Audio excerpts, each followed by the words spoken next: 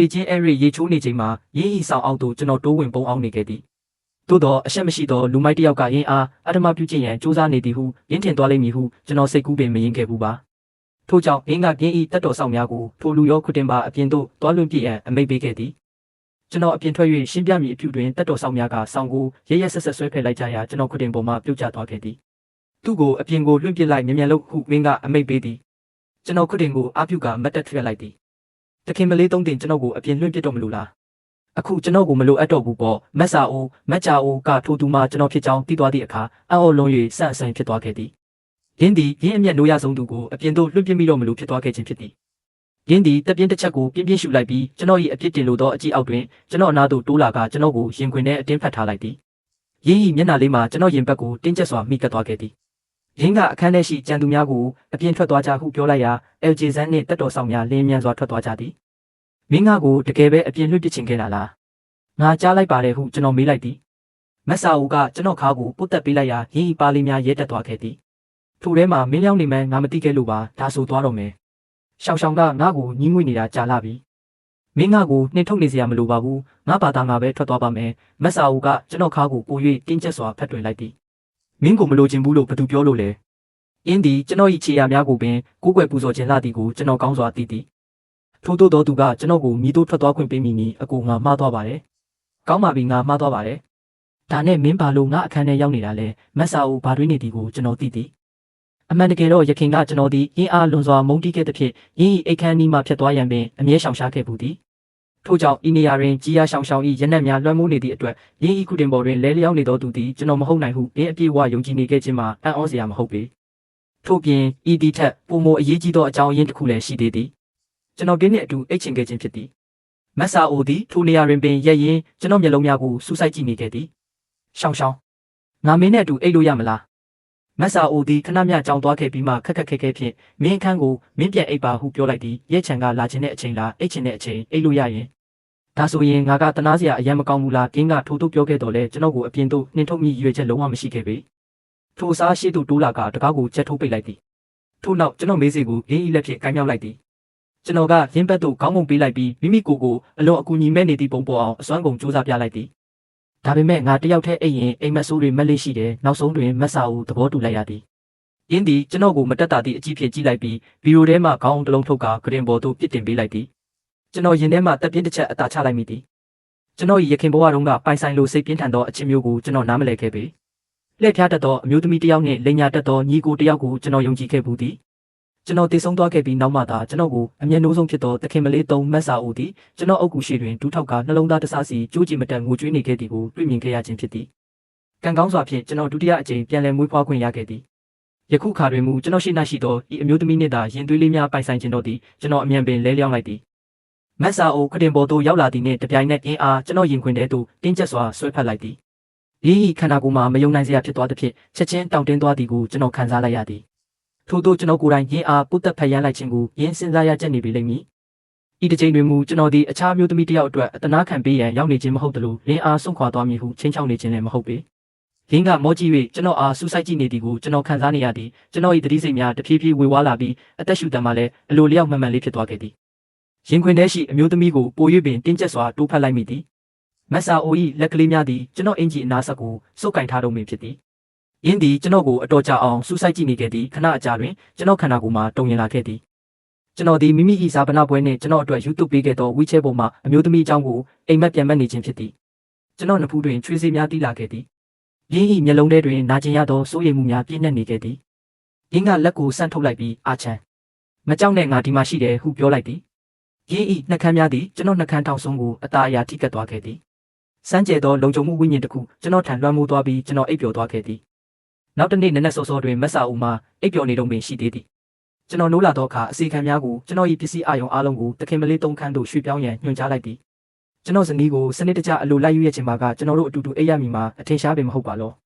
မြည်သည့်ဇနီးမောင်နှံကတိကျခန်းများတွင်အိပ်ကြသည်သို့သောကျွန်တော်စကားကိုကြားပြီးနောက်အဲကျမ်းမှာစိုးရိမ်ပူပန်သည့်ပုံပေါ်သွားသည်ကျွန်တော်ကသူတို့၏တခင်မလေးသုံးကိုထိခိုက်အောင်လုပ်မည်ကိုသူကြောက်နေကြောင်းကျွန်တော်သိသည်အတူမနေကြစဉ်ကပင်တခင်လေးအာချန်သည်တခင်မလေးသုံးအားဆေးရုံတက်ရသည့်အထိမကြာခဏဒေါသထွက်အောင်လုပ်လေ့ရှိသည်အကယ်၍အတူနေထိုင်ကြပါကလုံးဝရုပ်ရုပ်တဲတဲဖြစ်ကုန်မည်မဟုတ်ပါလောထို့ပြင်တခင်မလေးသုံးကျမ်းမာရေးအတွက်လည်းစိုးရင်စရာရှိသည် ယင်းသည်ပြင်းထန်သောစိတ်ကြယောဂ bipolar disorder ဝေဒနာကိုခံစားနေရသူဖြစ်သည်လွန်ခဲ့သောတစ်ချိန်ကယောဂထားကြွစဉ်တက်တော်ဆောင်အမြောက်များတေဆုံးသို့မဟုတ်ပြင်းထန်စွာဒဏ်ရာရရှိခဲ့ကြပြီးအကူညီမဲ့နေပုံပေါ်ခဲ့သည်သို့တော်လည်းအဲချမ်းသည်မက်ဆာအိုထံတွားရောက်မေးမြန်းခဲ့သည်ယင်းသည်နိုးခါစာဖြစ်၍အခြေအနေကိုနားမလည်သေးပေသို့တော်ကျွန်တော်အခန်းရွှေလိုကြောင်းကြားသိရသောအခါအာချန်ရွှေခြင်းနဲ့ဆိုရင်သူ့ကိုကူညီပေးလိုက်ပါသူ့လက်တွေကိုဒဏ်ရာမရစေနဲ့ဟုပြောခဲ့သည်ကျွန်တော်ဒီနေ့လာရောက်နေထိုင်မိဟုသောအတွေ့အကြုံမက်ဆာအိုသည်တင်းဤဝမ်းသာမှုကိုပုံကွယ်မထားနိုင်အောင်ဖြစ်ခဲ့ရသည်တားကောင်ကမိမိဖာသာပိုက်ကွန်နဲ့တိုးဝင်လာသည်ကိုကြည့်နေရသည့်အမေလိုက်သမားတစ်ယောက်ကဲ့သို့ပင်ဒီအတွက်မူကျွန်တော်ကိုယ်တိုင်တင်းဤတကားဝအထိလမ်းလျှောက်လာခဲ့ခြင်းဖြစ်သည်သို့တော်လူစန်းကအကြံချုပ်ပေးရန်ပြင်လိုက်စင်မှာပင်မက်ဆာအိုကအာချန်ကအဲ့လိုဘယ်တော့မှလုံးမှာမဟုတ်ဘူးဟုပြတ်သားစွာပြောလိုက်သည်ကျွန်တော်အိမ်တွင်တယောက်တည်းထိုင်ရင်နောက်ထပ်ဘာဆက်လုပ်ရမည်ကိုစဉ်းစားနေခဲ့သည်ထိုစဉ်လူမိသားစုထံမှဖုန်းဝင်လာခဲ့သည်ကျွန်တော်မျက်မှောင်ကျုပ်လိုက်မိသည်လူ၏အတန်ထဲတွင်ကျွန်တော်အတွက်စိတ်မရှိမှုများပြည့်နေပြီးစိုးရိမ်စိတ်အရေးအမှုများပင်မပါရှိပေလင်းဤသားဖြစ်သူအမိခံလင်းချန်ယူပိုင်ကိုထိုနေရာမှချက်ချင်းထုတ်ပေးရန်ပြောလာသည်ငါရဲ့တနာစရာယူပိုင်လေးဘလို့အခြေအနေရောက်နေလဲမသိဘူးဒါတွေအကုန်လုံးဟိုဂျင်းစလင်းရှန်ရဲ့အမှားပဲရင်းပြောနေသောအဖိုးတန်တာမှာလူမိသားစု၏ရွှေရောင်မွေဆက်ခံသူလူယူပိုင်ဖြစ်ပြီးကျွန်တော်ကမူလူမိသားစု၏မွေးစားသားဖြစ်သည်သူတို့ကကျွန်တော်ကိုမွေးစားသားဟုခေါ်ကြတော့လဲကျွန်တော်ဒီအစီကံတယောက်ထပ်ပင်ဆိုးရွားသောဘဝကိုဖျက်ဆီးခဲ့ရသည်လွန်ခဲ့သောအနေငယ်သောလများကလူစီးပွားရေးကြရှုံးခဲ့သဖြင့်ယင်းသည်စိတ်တစားဖြစ်နေသောအသက်80အရွယ်အမျိုးသမီးတဦးထံသို့မျက်စုံမှုတစ်ခုရဲ့အတွက်ကျွန်တော်ကိုရောင်းစားရန်ပင်ကြိုးစားခဲ့မှုသည်ကျွန်တော်ကိုတောင်းလဲပြီးလာသို့ပြန်ခေါ်လာခဲ့သူမှာမက်ဆာဦးဖြစ်သည်သူတို့ကကျွန်တော်အားလူယူပိုင်ကိုကဲတင်စေချင်ကြသည်တေချာပါတယ်ဒါပေမဲ့တခင်မလေးသုံးကငါစကားကိုနားထောင်မှမဟုတ်ဘူးငါဘာလုပ်ရမလဲကျွန်တော်ဤရခင်ဘဝတုန်းကလူသည်မိမိကိုယ်တိုင်ကျွန်တော်အားကားတိုက်မှုဖြစ်အောင်လုပ်၍တက်ခဲ့ပြီးယခုခါတွင်မူမင်းကိုကဲတင်ရန်တောင်းဆိုနေကြသည်ရင်းထိုနေရာမှာပင်ချက်ချင်းတည်သွားပါစေဟုကျွန်တော်ဆုတောင်းမိသည်ရှမ်းကွန်းကဖုန်းထဲမှတဆင့်အော်ဟစ်လိုက်သည်ငါ့ကိုဘာမှလာပြောမနေနဲ့မင်းဒူးထောက်ပြီးမက်ဆာအိုရဲ့ခြေထောက်ကိုနမ်းရရင်တောင်ယူပိုင်ကိုအပြင်ထုတ်ပေးရမယ်လင်းရှန်မမေ့နဲ့ဦးယူပိုင်ဟာမင်းကြောင့်အိမ်ပြန်မလာနိုင်တာကျွန်တော်မြည်တော့မေးနိုင်မည်နီလူယူပိုင်သည်ကျွန်တော်ကိုထောက်ဆင်ဖမ်းခဲ့သူမက်ဆာအိုအားထိခိုက်အောင်လုပ်ခဲ့သူဖြစ်သည်ထို့နောက်ကျွန်တော်ကိုကူညီသည့်ဟန်ဆောင်ကကျွန်တော်နဲ့အတူထွက်ပြေးရန်လှည့်ဖျားခဲ့သည်နောက်ဆုံးတွင်မက်ဆာအိုကကျွန်တော်ကိုဖမ်းမိသွားပြီးပြန်ခေါ်လာခဲ့သည်မက်ဆာအိုသည်ဒေါသထွက်လွန်၍ယူသွတ်မတက်ဖြစ်ခဲ့ရပြီးလူယူပိုင်နှင့်ထိုရုံမှသောအမျိုးသမီးဂျုံကျန်းတို့ကိုဖမ်းဆီးကာငရဲကဲ့သို့သောအပြစ်ဒဏ်များပေးခဲ့သည်လင်းရှန်မြန်လုံးယူပိုင်ကိုအိမ်ပြန်ခေါ်လာဖို့နီးလက်တစ်ခုခုရှာကြားလာငင်း၏အမိတ်ပေးတံမှာကျွန်တော်နားထဲတွင်တန်ရောင်လိုက်နေခဲ့သည်ကျွန်တော်အေးဆက်စွာရေမောလိုက်မိသည်အเจ้าမှာရင်းကိုယ်တိုင်တေမင်းကိုဖိတ်ခေါ်ခဲ့ခြင်းဖြစ်၍ရင်းကိုမြည်သူများမကယ်နိုင်တော့ပေမင်းပါဆိုလိုတာလဲလင်းရှန်မင်းသူ့ကိုဒုက္ခရောက်နေတာကိုတကယ်ပဲကြည့်နေနိုင်တာလားမင်းဟာအသေးနှလုံးမရှိတဲ့ကောင်ပဲကျွန်တော်ဖုန်းချလိုက်သည်ကျွန်တော်နှကန်းပေါ်တွင်ပြုံးရောင်တန်းသွားခဲ့သည်ကျွန်တော်လူယူပိုင်အားဤမြလွယ်လွယ်ကူကူလွတ်မြောက်ခွင့်ပေးမည်မဟုတ်ပေလူမိသားစုတစုလုံးကိုသွေးကြေးပြန်ပေးဆက်ခိုင်းရမည်ထိုလူလင်းရှန်ကတခင်မလေးနဲ့အခန်းတစ်ခန်းနဲ့အတူနေချင်နေတာလားဟုတ်เสียမလို့ပါဘူးလုံးဝပဲတခင်မလေးသုံးဒီလူရဲ့စကားတွေကိုယုံလို့မရဘူးသူဒီလိုပြောနေရင်တခင်မလေးကိုတရားလှည့်စားဖို့ကြိုးစားနေတာပဲမက်ဆာကိုအကြည့်မှာတဖြည်းဖြည်းအေးဆက်လာခဲ့သည်တခင်မလေးသုံးမိမိကိုယ်အင်မတန်တုံးအကန်လုံးမနေပါနဲ့လင်းရှန်မှာပရိယေတွေဘလောက်တောင်များလဲဆိုတာတခင်မလေးအတိဆုံးမဟုတ်လားခွန်ယာနီဤအချက်ကိုကောင်းစွာသိသည်လွန်ခဲ့သော3လကလင်းရှန်သည်ထွက်ပြေးရန်တရင်ပေါက်မှကြော်တက်ခဲ့ရမှာဖမ်းမိ၍ပြန်ခေါ်လာခြင်းခံခဲ့ရသည်သူသည်ရှောင်းရှောင်းလက်မောင်းကိုဓာဖြင့်ပင်ထိုးခဲ့သေးသည်လွန်ခဲ့သော1လကလည်းလင်းရှန်သည်ကြွက်တကောင်ကိုဖမ်း၍ရှောင်းရှောင်းအိတ်ခမ်းထဲသို့ထည့်ခဲ့သည်လင်းရှန်ဤနေရာတွင်နေထိုင်ခဲ့သည့်လများတွင်မက်ဆာအိုကရင်းအားအကန့်အသတ်မရှိအလိုလိုက်ခဲ့သည်လင်းရှန်ကအင်းအပေါ်မိတို့ပင်ပြုမှုပါစေတင်းသည်မိတို့ကိုမြလင်းရှန်အပေါ်လက်ရှုံးချခွင့်မပေးခဲ့ပေလွန်ခဲ့သောတစ်ချိန်ကလင်းရှန်ကြောင့်တင်းဤယောဂထားကြွခဲ့စဉ်ကပင်တင်းဤပထမဆုံးစဉ်းစားမိသည့်အကြောင်းအရာမှာထိုလူကိုကဲ့တင်ရန်ဖြစ်သည်ဂွန်ယာနီနားမလည်နိုင်ခဲ့ပေလင်းရှန်ကဲ့သို့သောလူတစ်ယောက်သည်တခင်မလေးသုံးဤမြလောက်သောတစ္ဆာဆောင်တည်မှုကိုရရှိရန်မိတို့ထိုက်တန်နိုင်မည်နီသူကပွဲဟောင်းကြီးကိုပြန်ကားနေတာသူကသူ့ရုပ်ရည်ကိုသုံးပြီးတခင်မလေးကိုမြှုပ်ဆွဲနေတာတခင်မလေးသူရောနှောသွားတာနဲ့သူဒုတိယအကြိမ်စဉ်းစားမနေပဲတခင်မလေးကိုစွန့်ပစ်သွားလိမ့်မယ်မက်ဆာအိုကတိတ်ဆိတ်စွာပင်ထိုင်နေခဲ့သည်ဂွန်ယာနီကနောက်ထပ်တစ်ခုခုပြောရန်ပြင်လိုက်တော့လဲမက်ဆာအိုကလင်းအားတားကဲ့သို့ဆူရှာသောအကြည့်ဖြင့်ကြည့်လိုက်ပြီးနောက်တစ်ခွန်းထပ်ပြောရင်မင်းအာဖရိကသွားပြီးဆရာဝန်သွားလုပ်လို့ရတယ်အာချန်ရဲ့အကြောင်းပြချက်ဘာပဲဖြစ်ဖြစ်သူ့နာကိုတိုးကပ်လာခြင်းတည်းငါသူ့ကိုကဘာကြီးတစ်ခုလုံးပေးထားမယ်တောင်းလဲပြီးလာတို့ပြန်ရောက်တော့အခါကျွန်တော်ဒီအိမ်ရှိချောင်းဝအတွင်းတယောက်တည်းထိုင်နေခဲ့သည်ကျွန်တော်အတွေးများရှုပ်ထွေးနေခဲ့သည်ကျွန်တော်တနေ့လုံးစောင့်ဆိုင်နေခဲ့တော့လဲရှောင်းရှောင်းကိုမတွေ့ရပေမိမိကိုမိမိမထိန်ချုပ်နိုင်တော့ပဲအိမ်ဖော်မူဆန်အားမေးမြန်းလိုက်သည်တခင်မလေးသုံးဘယ်တော့ပြန်လာမှလဲတခင်မလေးသုံးကအလုပ်ပြီးရင်ပြန်လာပါလိမ့်မယ်ဤရှင်းလင်းသောအဖြေကိုကြားပြီးနောက်ဗီလာပြင်ဘက်တွင်ရက်နေသောအဆောင်များကိုကျွန်တော်ကြည့်လိုက်သည်ဤလက်တဆုပ်စာများရှိသောလူများသည်ကျွန်တော်ကိုဘယ်တော့မှတားဆီးနိုင်မည်မဟုတ်ပေကျွန်တော်ထွက်သွားခြင်းမှာကမြည်သည့်အချိန်မဆိုထွက်သွားနိုင်သည် ခင်ဘဝတုန်းကမူကျွန်တော်ထွက်သွားပြီးပါကမက်ဆာအိုကလူမိသားစုကိုလက်စားချီမီကိုကြောက်ရွံ့သဖြင့်မထွက်သွားရခဲ့ပေသို့တော့ကျွန်တော်ဤကျွမ်းကျင်မှုများရှိတွင်အဆောင်တဝက်ရောက်စလုံးပေါင်းနေပင်ကျွန်တော်ကိုရှင်းနိုင်မည်မဟုတ်ပေကျွန်တော်တကားဘက်သို့စက္ကန့်တော်ကြာစူးစိုက်ကြည့်နေခဲ့သည်ဘန်လီဘန်ဖလီကားတစ်စီးဖြည်းဖြည်းချင်းမောင်းဝင်လာခဲ့သည်ထိုရင်းနှီးပြီးသားလှပသောပုံရိပ်လေးထွက်ပေါ်လာခဲ့သည်ကျွန်တော်မျက်နှာပေါ်တွင်ချက်ချင်းအပြုံးတစ်ခုထွက်ပေါ်လာခဲ့သည်ကျွန်တော်တင်းထန်သို့အမြန်တိုးသွားလိုက်သည်မက်ဆာအိုရောက်လာသည်နှင့်တပြိုင်နက်ကျွန်တော်ရင်းဤခါကိုတင်းကျပ်စွာဖတ်တွယ်လိုက်သည်အောက်သို့ခိုးကြည့်လိုက်ရာရင်းဤပါလေးများတဖြည်းဖြည်းရဲတက်လာသည်ကိုတွေ့လိုက်ရသည်အာချန်ကအင်းအားပြန်လည်ဖတ်တွယ်လိုက်ခြင်းဖြစ်ပြီးထိုသို့ဘင်းကိုယ်တိုင်ပြုလုပ်ခဲ့ခြင်းဖြစ်သည်ဤဒီကရင်းဤအတွေးများကိုထိုညစီသို့ပြန်လည်ရောက်ရှိသွားစေခဲ့သည်ထိုညကမက်ဆာအိုအိတ်ခမ်းထဲသို့ပြန်ရောက်လာစဉ်ကျွန်တော်သည်အိမ်မက်ဆိုးတစ်ခုထဲတွင်ပိတ်မိနေခဲ့သည်ထိုအိမ်မက်ထဲတွင်လျှက်စီးများလက်ပြီးမိုးချင်းတံများနှင့်အတူမိုးများတဲထန်စွာရွာသွန်းနေခဲ့သည်အေးဆက်သောတူတန်တစ်ခုထဲတွင်မက်ဆာအိုသည်ကျွန်တော်ကိုရှိ၌နာကျင်စွာဖြင့်ဒူးထောက်ထိုင်နေခဲ့သည်အိမ်မက်ထဲမှကြီးမားသောကြောက်ရွံ့မှုကကျွန်တော်ကိုလုံးဝဝါးမြူထားခဲ့ပြီးမက်ဆာအိုခရင်ဘေးတွင်ရဲ၍ကျွန်တော်ကိုကြည့်နေသည်ကိုပင်ကျွန်တော်မသိခဲ့ပေရင်းဤအကြည့်မှာရေခဲကဲ့သို့အေးဆက်ဆူရှနေပြီးတွေးပြက်ဖွယ်ကောင်းနေခဲ့သည်ရင်းဤလက်ချောင်းများပင်တုံရင်နေခဲ့သည်ရင်းဤနှက်ခမ်းထောင်တွင်ခါတီးသောအပြုံးတစ်ခုပေါ်လာခဲ့သည်ကျွန်တော်ကြောက်လန့်တကြားနိုးလာခဲ့သည်မျက်လုံးဖွင့်လိုက်သည်နှင့်မက်ဆာအိုကိုတွေးလိုက်ရသဖြင့်စဉ်းစားမနေတော့ဘဲမြင်းအားတက်ကဲကျိုးတစ်ချောင်းကိုစုပ်ကင်ထားတဲ့ကဲ့သို့ရင်ခွင်ထဲသို့ဆွဲဖက်လိုက်သည်ကျွန်တော်မြင်းအားအစွမ်းကုန်တင်းကျပ်စွာဖတ်ထားလိုက်သည်မက်ဆာအိုခန္ဓာကိုယ်မှာချက်ချင်းတောင့်တင်းသွားခဲ့ပြီးမှကျွန်တော်ကိုတတိထား၍ပြန်လည်ဖက်တွယ်လိုက်သည်မင်းအိမ်မက်ဆိုးမလို့လားဟုတ်တယ်အရန်ကြောက်ဖို့ကောင်းတဲ့အိမ်မက်ဆိုးပဲကြီးရရှောင်းရှောင်းငါ့ကိုစွန့်ပစ်ပြီးမသွားပါနဲ့မကြောက်ပါနဲ့အာချန်ငါရဲ့ရှိသမျှအရာအလုံးဆုံးရှုံးရပါစေငါမင်းကိုဘေးကင်းအောင်ထိမ့်သိမ်းပေးပါမယ်ငါမင်းကိုဘယ်တော့မှစွန့်ပစ်မှာမဟုတ်ဘူးမက်ဆာအိုကကျွန်တော်ကြောကိုအตาရပုတ်ပေးရင်းစိတ်ငြိမ်အောင်လုပ်ပေးခဲ့သည်ထို့နောက်ကျွန်တော်ပတ်ဝန်းကျင်မှာဆောင်းကိုတိတိကျကျပြင်ချုံပေးလိုက်သည်ကျွန်တော်ငင်းအားအကူညီမဲ့စွာကြည့်လိုက်သည်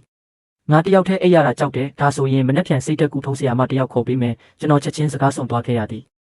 ကျွန်တော်အိတ်နေစဉ်ငင်းအားဖက်ထားခွင့်ပေးရန်ဤမြပင်ခက်ခဲနေသလောရင်းသည်ကျွန်တော်ဤမကြည်နဲ့သည့်မတိမတာမထက်မတာအမှုအရာကိုမြင်တော်လဲမိမိဘာမှသွားသည်ကိုမသိရှာပေရင်းကဒါဆိုရင်ငါမင်းကိုပုံမြင်တပုတ်ပြောပြမယ်ဒါဆိုရင်ခဏလောက်မင်းစိတ်ပြေလက်ပြောက်ဖြစ်သွားမလားဟုပြောလိုက်သည်ရင်းသည်စာအုပ်စင်ပေါ်မှစာအုပ်တအုပ်ကိုယူလိုက်သည်ဆဆချင်းတွင်ပုံမြင်မှာရှေးဟောင်းပုံပြင်များနှင့်ဒဏ္ဍာရီများပြည့်နှက်နေပြီးတာမန်အတိုင်းပင်ဖြစ်သည်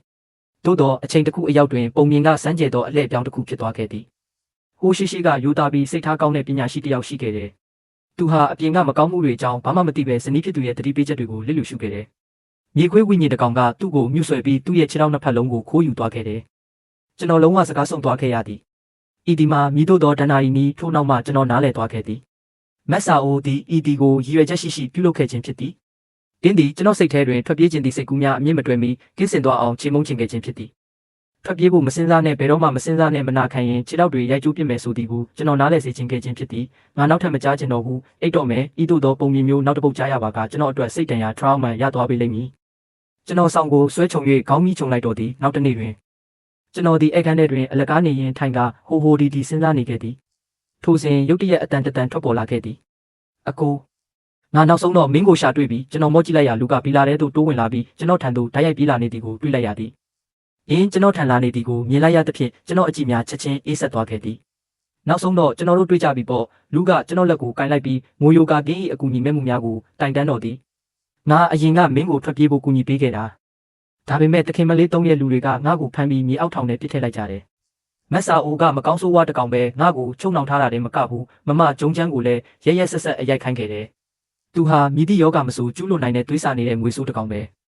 လူကကျွန်တော်ဘေးတွင်ထိုင်ကစက်တိုက်ပြောဆိုနေခဲ့ပြီးကျွန်တော်ကမျက်လုံးထောက်မှပြင်းအားကြည့်လိုက်သည်လူကကျွန်တော်အကြည့်ကိုမက်ဆာအိုအပေါ်မုန်းတီးမှုဟုထင်မှတ်သွားခဲ့သဖြင့်ကျွန်တော်အားပုံမူတွေးထိုးပေးလာခဲ့သည်အကိုမင်းဒါကိုမသိသေးဘူးမမဂျုံချမ်းမှာမမတ်မိနိုင်လောက်အောင်နှိပ်စက်ခံထားရတာမက်ဆာအိုကအရန်ရက်ဆက်တာပဲအကိုမင်းနီလန်တစ်ခုခုတုံးပြီးဂျုံချမ်းကိုကူညီပေးရမယ်ကျွန်တော်မျက်မှောင်ကျုပ်လိုက်သည်ကျွန်တော်မျက်နှာတွင်စိုးရိမ်သည့်အရေးအမွှေးများမရှိပေသူကအခုထိမသေးသေးဘူးလားလူယူပိုင်လဲထိုနေရာမှာပင်တောင့်တင်းသွားခဲ့သည်အကိုမင်းမပြောလိုက်တာလဲသူကမမဂျုံချမ်းလေမင်းသူ့ကိုမြေအောက်ထောင်ထဲမှာပိတ်လောင်ခံထားရတာမြင်ပြီးဘာလို့နှုတ်ဆက်နေနိုင်တာလဲကျွန်တော်ရင်းကိုကြည်ရင်စဉ်းစားလိုက်သည်ကျွန်တော်ထိုရုံမှသောအမျိုးသမီးကိုဤမြလွယ်လွယ်ကူကူဖြင့်လှုပ်ပေး၍မဖြစ်ပေချုံနှောင်ထားရုံဖြင့်မလုံလောက်ပေထိုစဉ်အခန်းပြင်ပတွင်ဂွန်ယာနီကမက်ဆာအိုလက်ကိုတင်းကျပ်စွာစုပ်ကင်ထားပြီးပြောလိုက်သည်တခင်မလေးသုံးကြည့်စမ်းပါလင်းရှန်ကနောက်ဆုံးတော့သူ့ရဲ့အစ်စ်အမှန်ရုပ်သွင်းကိုပြလိုက်ပြီးသူတို့ရဲ့နေသည့်နေရာမှာဧခန်းကိုရှင်းလင်းစွာမြင်တွေ့နေရသည်သူကတက်နိုင်သမျှလူယူပိုင်ကိုမြေအောက်ထောင်ထဲကနေခိုးထုတ်ပြီးဒီဗီလာထဲရောက်အောင်လုပ်ပေးခဲ့တာငါလင်းရှန်ရဲ့မျက်နှာဖုံးကိုအားလုံးရှိမှချွတ်ပြမယ် ငါတခင်မလေးကိုပြောခဲ့တယ်မဟုတ်လားလင်းရှန်ကတခင်မလေးကိုဒီလောက်ကြာအောင်လှည့်စားနေခဲ့တာပါဒါတွေအကုန်ပြဆက်တွေကြီးပဲခွန်ရနီမျက်လုံးများထဲတွင်ထောက်ထားမဲ့သောအပြုံးတစ်ခုပေါ်လာခဲ့သည်အင်းဒီကြီးမားသောလှုပ်ဝက်ချက်တစ်ခုကိုဖော်ထုတ်နိုင်ခဲ့တဲ့ကဲ့သို့ခံစားနေရသည်အင်းဒီမိမိကိုမိမိတခင်မလေးသုံးအားဤနေရာသို့ခေါ်ဆောင်လာနိုင်ခဲ့သည့်အတွက်ဝမ်းမြောက်နေခဲ့သည်ဤတစ်ချိန်တွင်မူတခင်မလေးသုံးအနေဖြင့်လင်းရှန်အစစ်အမှန်ရုပ်တွင်ကိုမြင်တွေ့ရပေတော့မည်မက်ဆာဦးသည်ထိုနေရာတွင်ပင်ရပ်နေခဲ့သည်သို့သောကင်းဤပတ်ဝန်းကျင်ရှိလေထုမှတဖြည်းဖြည်းအေးဆက်လာခဲ့သည်အာချန်ကငါ့ကိုတကယ်ပဲတစ္ဆာဖောက်နေတာလားငါမင်းရဲ့ခြေထောက်တွေကိုရိုက်ကျိုးဖြစ်ရင်မင်းငါနဲ့အတူအမြဲတမ်းနေမှာလားကျွန်တော်ကမူမိမိပတ်ဝန်းကျင်တွင်ရှိနေသောတပ်ဖြတ်လိုသည့်ရည်ရွယ်ချက်ကိုအခုထိမခံစားမိသေးပေရခင်ဘဝတုန်းကမက်ဆာဦးသည်ကျွန်တော်တေချောင်းကြံမိဟုချင်းချောက်မှသာလူယူပိုင်းနှင့်ဂျုံချမ်းတို့ကိုလှုပ်ပေးခဲ့ခြင်းဖြစ်သည်သို့သောဤဘဝတွင်မူကျွန်တော်သည်သူတို့အတွက်လုံးဝအသနာမခံခဲ့တော့လဲရှောင်းရှောင်းကလူယူပိုင်းအားအထဲသို့ဝင်ခွင့်ပေးခဲ့သည်သို့သောထိုဒီမှာကိစ္စမရှိပေအကြောင်းမှာသူတို့ကိုယ်တိုင်ကျွန်တော်ထံလှမ်းလာခဲ့ကြခြင်းဖြစ်သည်ကျွန်တော်ထိုရုံမှာတော့အမျိုးသားနှင့်အမျိုးသမီးကိုဤမြလွယ်လွယ်ကူကူဖြင့်လုံးဝလွတ်ပေးမိမဟုတ်ပေအကိုငါ့ကိုဘီလာမှာပဲနေခွင့်ပေးပါတခင်မလေးသုံးကငါ့ကိုညှင်းငွေသွားပြီးစွန့်ပစ်လိုက်တဲ့အခါမင်းကိုမမဂျုံချမ်းတဲ့တဘာဝအတိုင်းတွေ့ဆုံခွင့်ပေးပါလိမ့်မယ်ကျွန်တော်ကအေးဆက်သောအတန်ဖြင့်ပြောလိုက်သည်မင်းကတကယ်ပဲငါရဲ့ချစ်စရာကောင်းပြီးကျင်နာတတ်တဲ့ညီလေးပဲမင်းရဲ့အနာဂတ်အတွက်ငါကြီးမားတဲ့အနစ်နာခံမှုပြုလုပ်ပေးတာပေါ့အကိုရာမင်းမမဂျုံချမ်းနဲ့ထွက်ပြေးနိုင်တဲ့ငါဒီမှာနေပြီးမင်းအတွက်နာကျင်မှုမှန်သမျှခံယူပေးဖို့အသင့်ပါပဲအပေါ်ထက်စိတ်ကစားဆန်သောလာတာဆောင်တွင်မက်ဆာဦးမျက်နှာမှာပုံမအေးဆက်သွားခဲ့သည်အာချန်ကအခြားမျိုးသားတစ်ယောက်ကိုတုံးပြီးငါကိုလှည့်စားဖို့အစီအစဉ်ဆွဲနေတာလား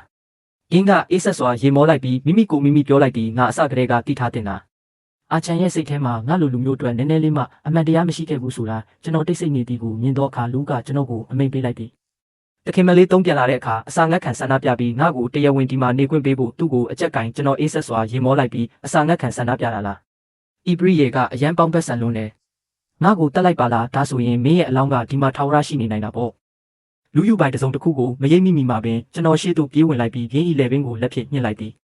ကျွန်တော်ပြင်းဤခန္ဓာကိုယ်တစ်ခုလုံးကိုမြေပြင်မှမြောက်မလိုက်သည်ရင်းဤခြေထောက်များသည့်လေထဲတွင်ရမ်းရမ်းနေခဲ့ပြီးအစွမ်းကုန်ယုံထွက်ရန်ကြိုးစားနေခဲ့သည်သို့သောကျွန်တော်အတွက်မူလင်းဤအားနှင့်သောအင်အားမှာပွေရွက်စိတ်တကောင်များသာဖြစ်သည်အနည်းရှိအစီခံများသည့်ဤတီကိုမြင်ပြီးအံ့ဩလွန်၍နှုတ်မှအတန်ပင်မထွက်နိုင်ဖြစ်သွားကြသည်သို့တော်လည်းမြည်သူများကျွန်တော်ကိုတားဆီးရန်ရှေ့သို့ထွက်မလာရဲကြပေခွန်ယာနီသည်အပေါ်ထက်လာတာဆောင်တွင်ထိတ်လန့်တကြားဖြင့်မိမိစပင်များကိုတင်းကျပ်စွာစုပ်ကင်လိုက်သည်ဤလူနှစ်ယောက်သည်ရုတ်တရက်အဘဲကြောင့်တိုက်ခိုက်နေကြသည်။သူတို့အတူတူထွက်ပြေးရန်အစီအစဉ်မဆွဲတင်ဘူးလား။ယင်းသည်ကျွန်တော်မျက်လုံးထဲတွင်မြင်တွေ့နေရသောအမှန်တကယ်တက်ဖြတ်လိုသည့်ဆန္ဒကိုအကြောက်ဆုံးဖြစ်ခဲ့သည်။အခြားတစ်ဖက်တွင်မူမက်ဆာဦးသည်လုံးဝတည်ငြိမ်နေခဲ့သည်။ယင်း၏နှက်ခမ်းထောင်တွင်အနှဲငယ်သောအပန်းဖြေပြုံးတစ်ခုပင်ပေါ်လာခဲ့သည်။ထိုစဉ်လူအသက်ရှူချက်ခါနီမှကျွန်တော်ကင်းအားရုတ်တရက်လှုပ်ပေးလိုက်သည်။ယင်းသည်အဝစ်တစ်ခုကဲ့သို့ကြမ်းပြင်ပေါ်သို့ပြုတ်ကျသွားပြီးအပြင်းအထန်ချောင်းဆိုးတော်သည်။သို့သောကျွန်တော်၏အလုံးမှမပြီးသေးပေ။ကျွန်တော်သည်အပင်ညက်ရန်ထားရှိသောထက်မြက်သောကက်ကြီးတစ်ချောင်းကိုအေးဆေးစွာကောက်ယူလိုက်သည်။တခင်မလေးသုံးရဲ့လူတွေကခဏခဏထွက်ပြေးဖို့ကြိုးစားနေကြတာပဲ။အခုမင်းသူ့ကိုဘယ်လိုမြှုပ်ဆွဲမလဲ။လာပါ။ငါမင်းကိုနည်းနည်းကူညီပေးမယ်။ထို့သို့ပြောပြီးသည်နှင့်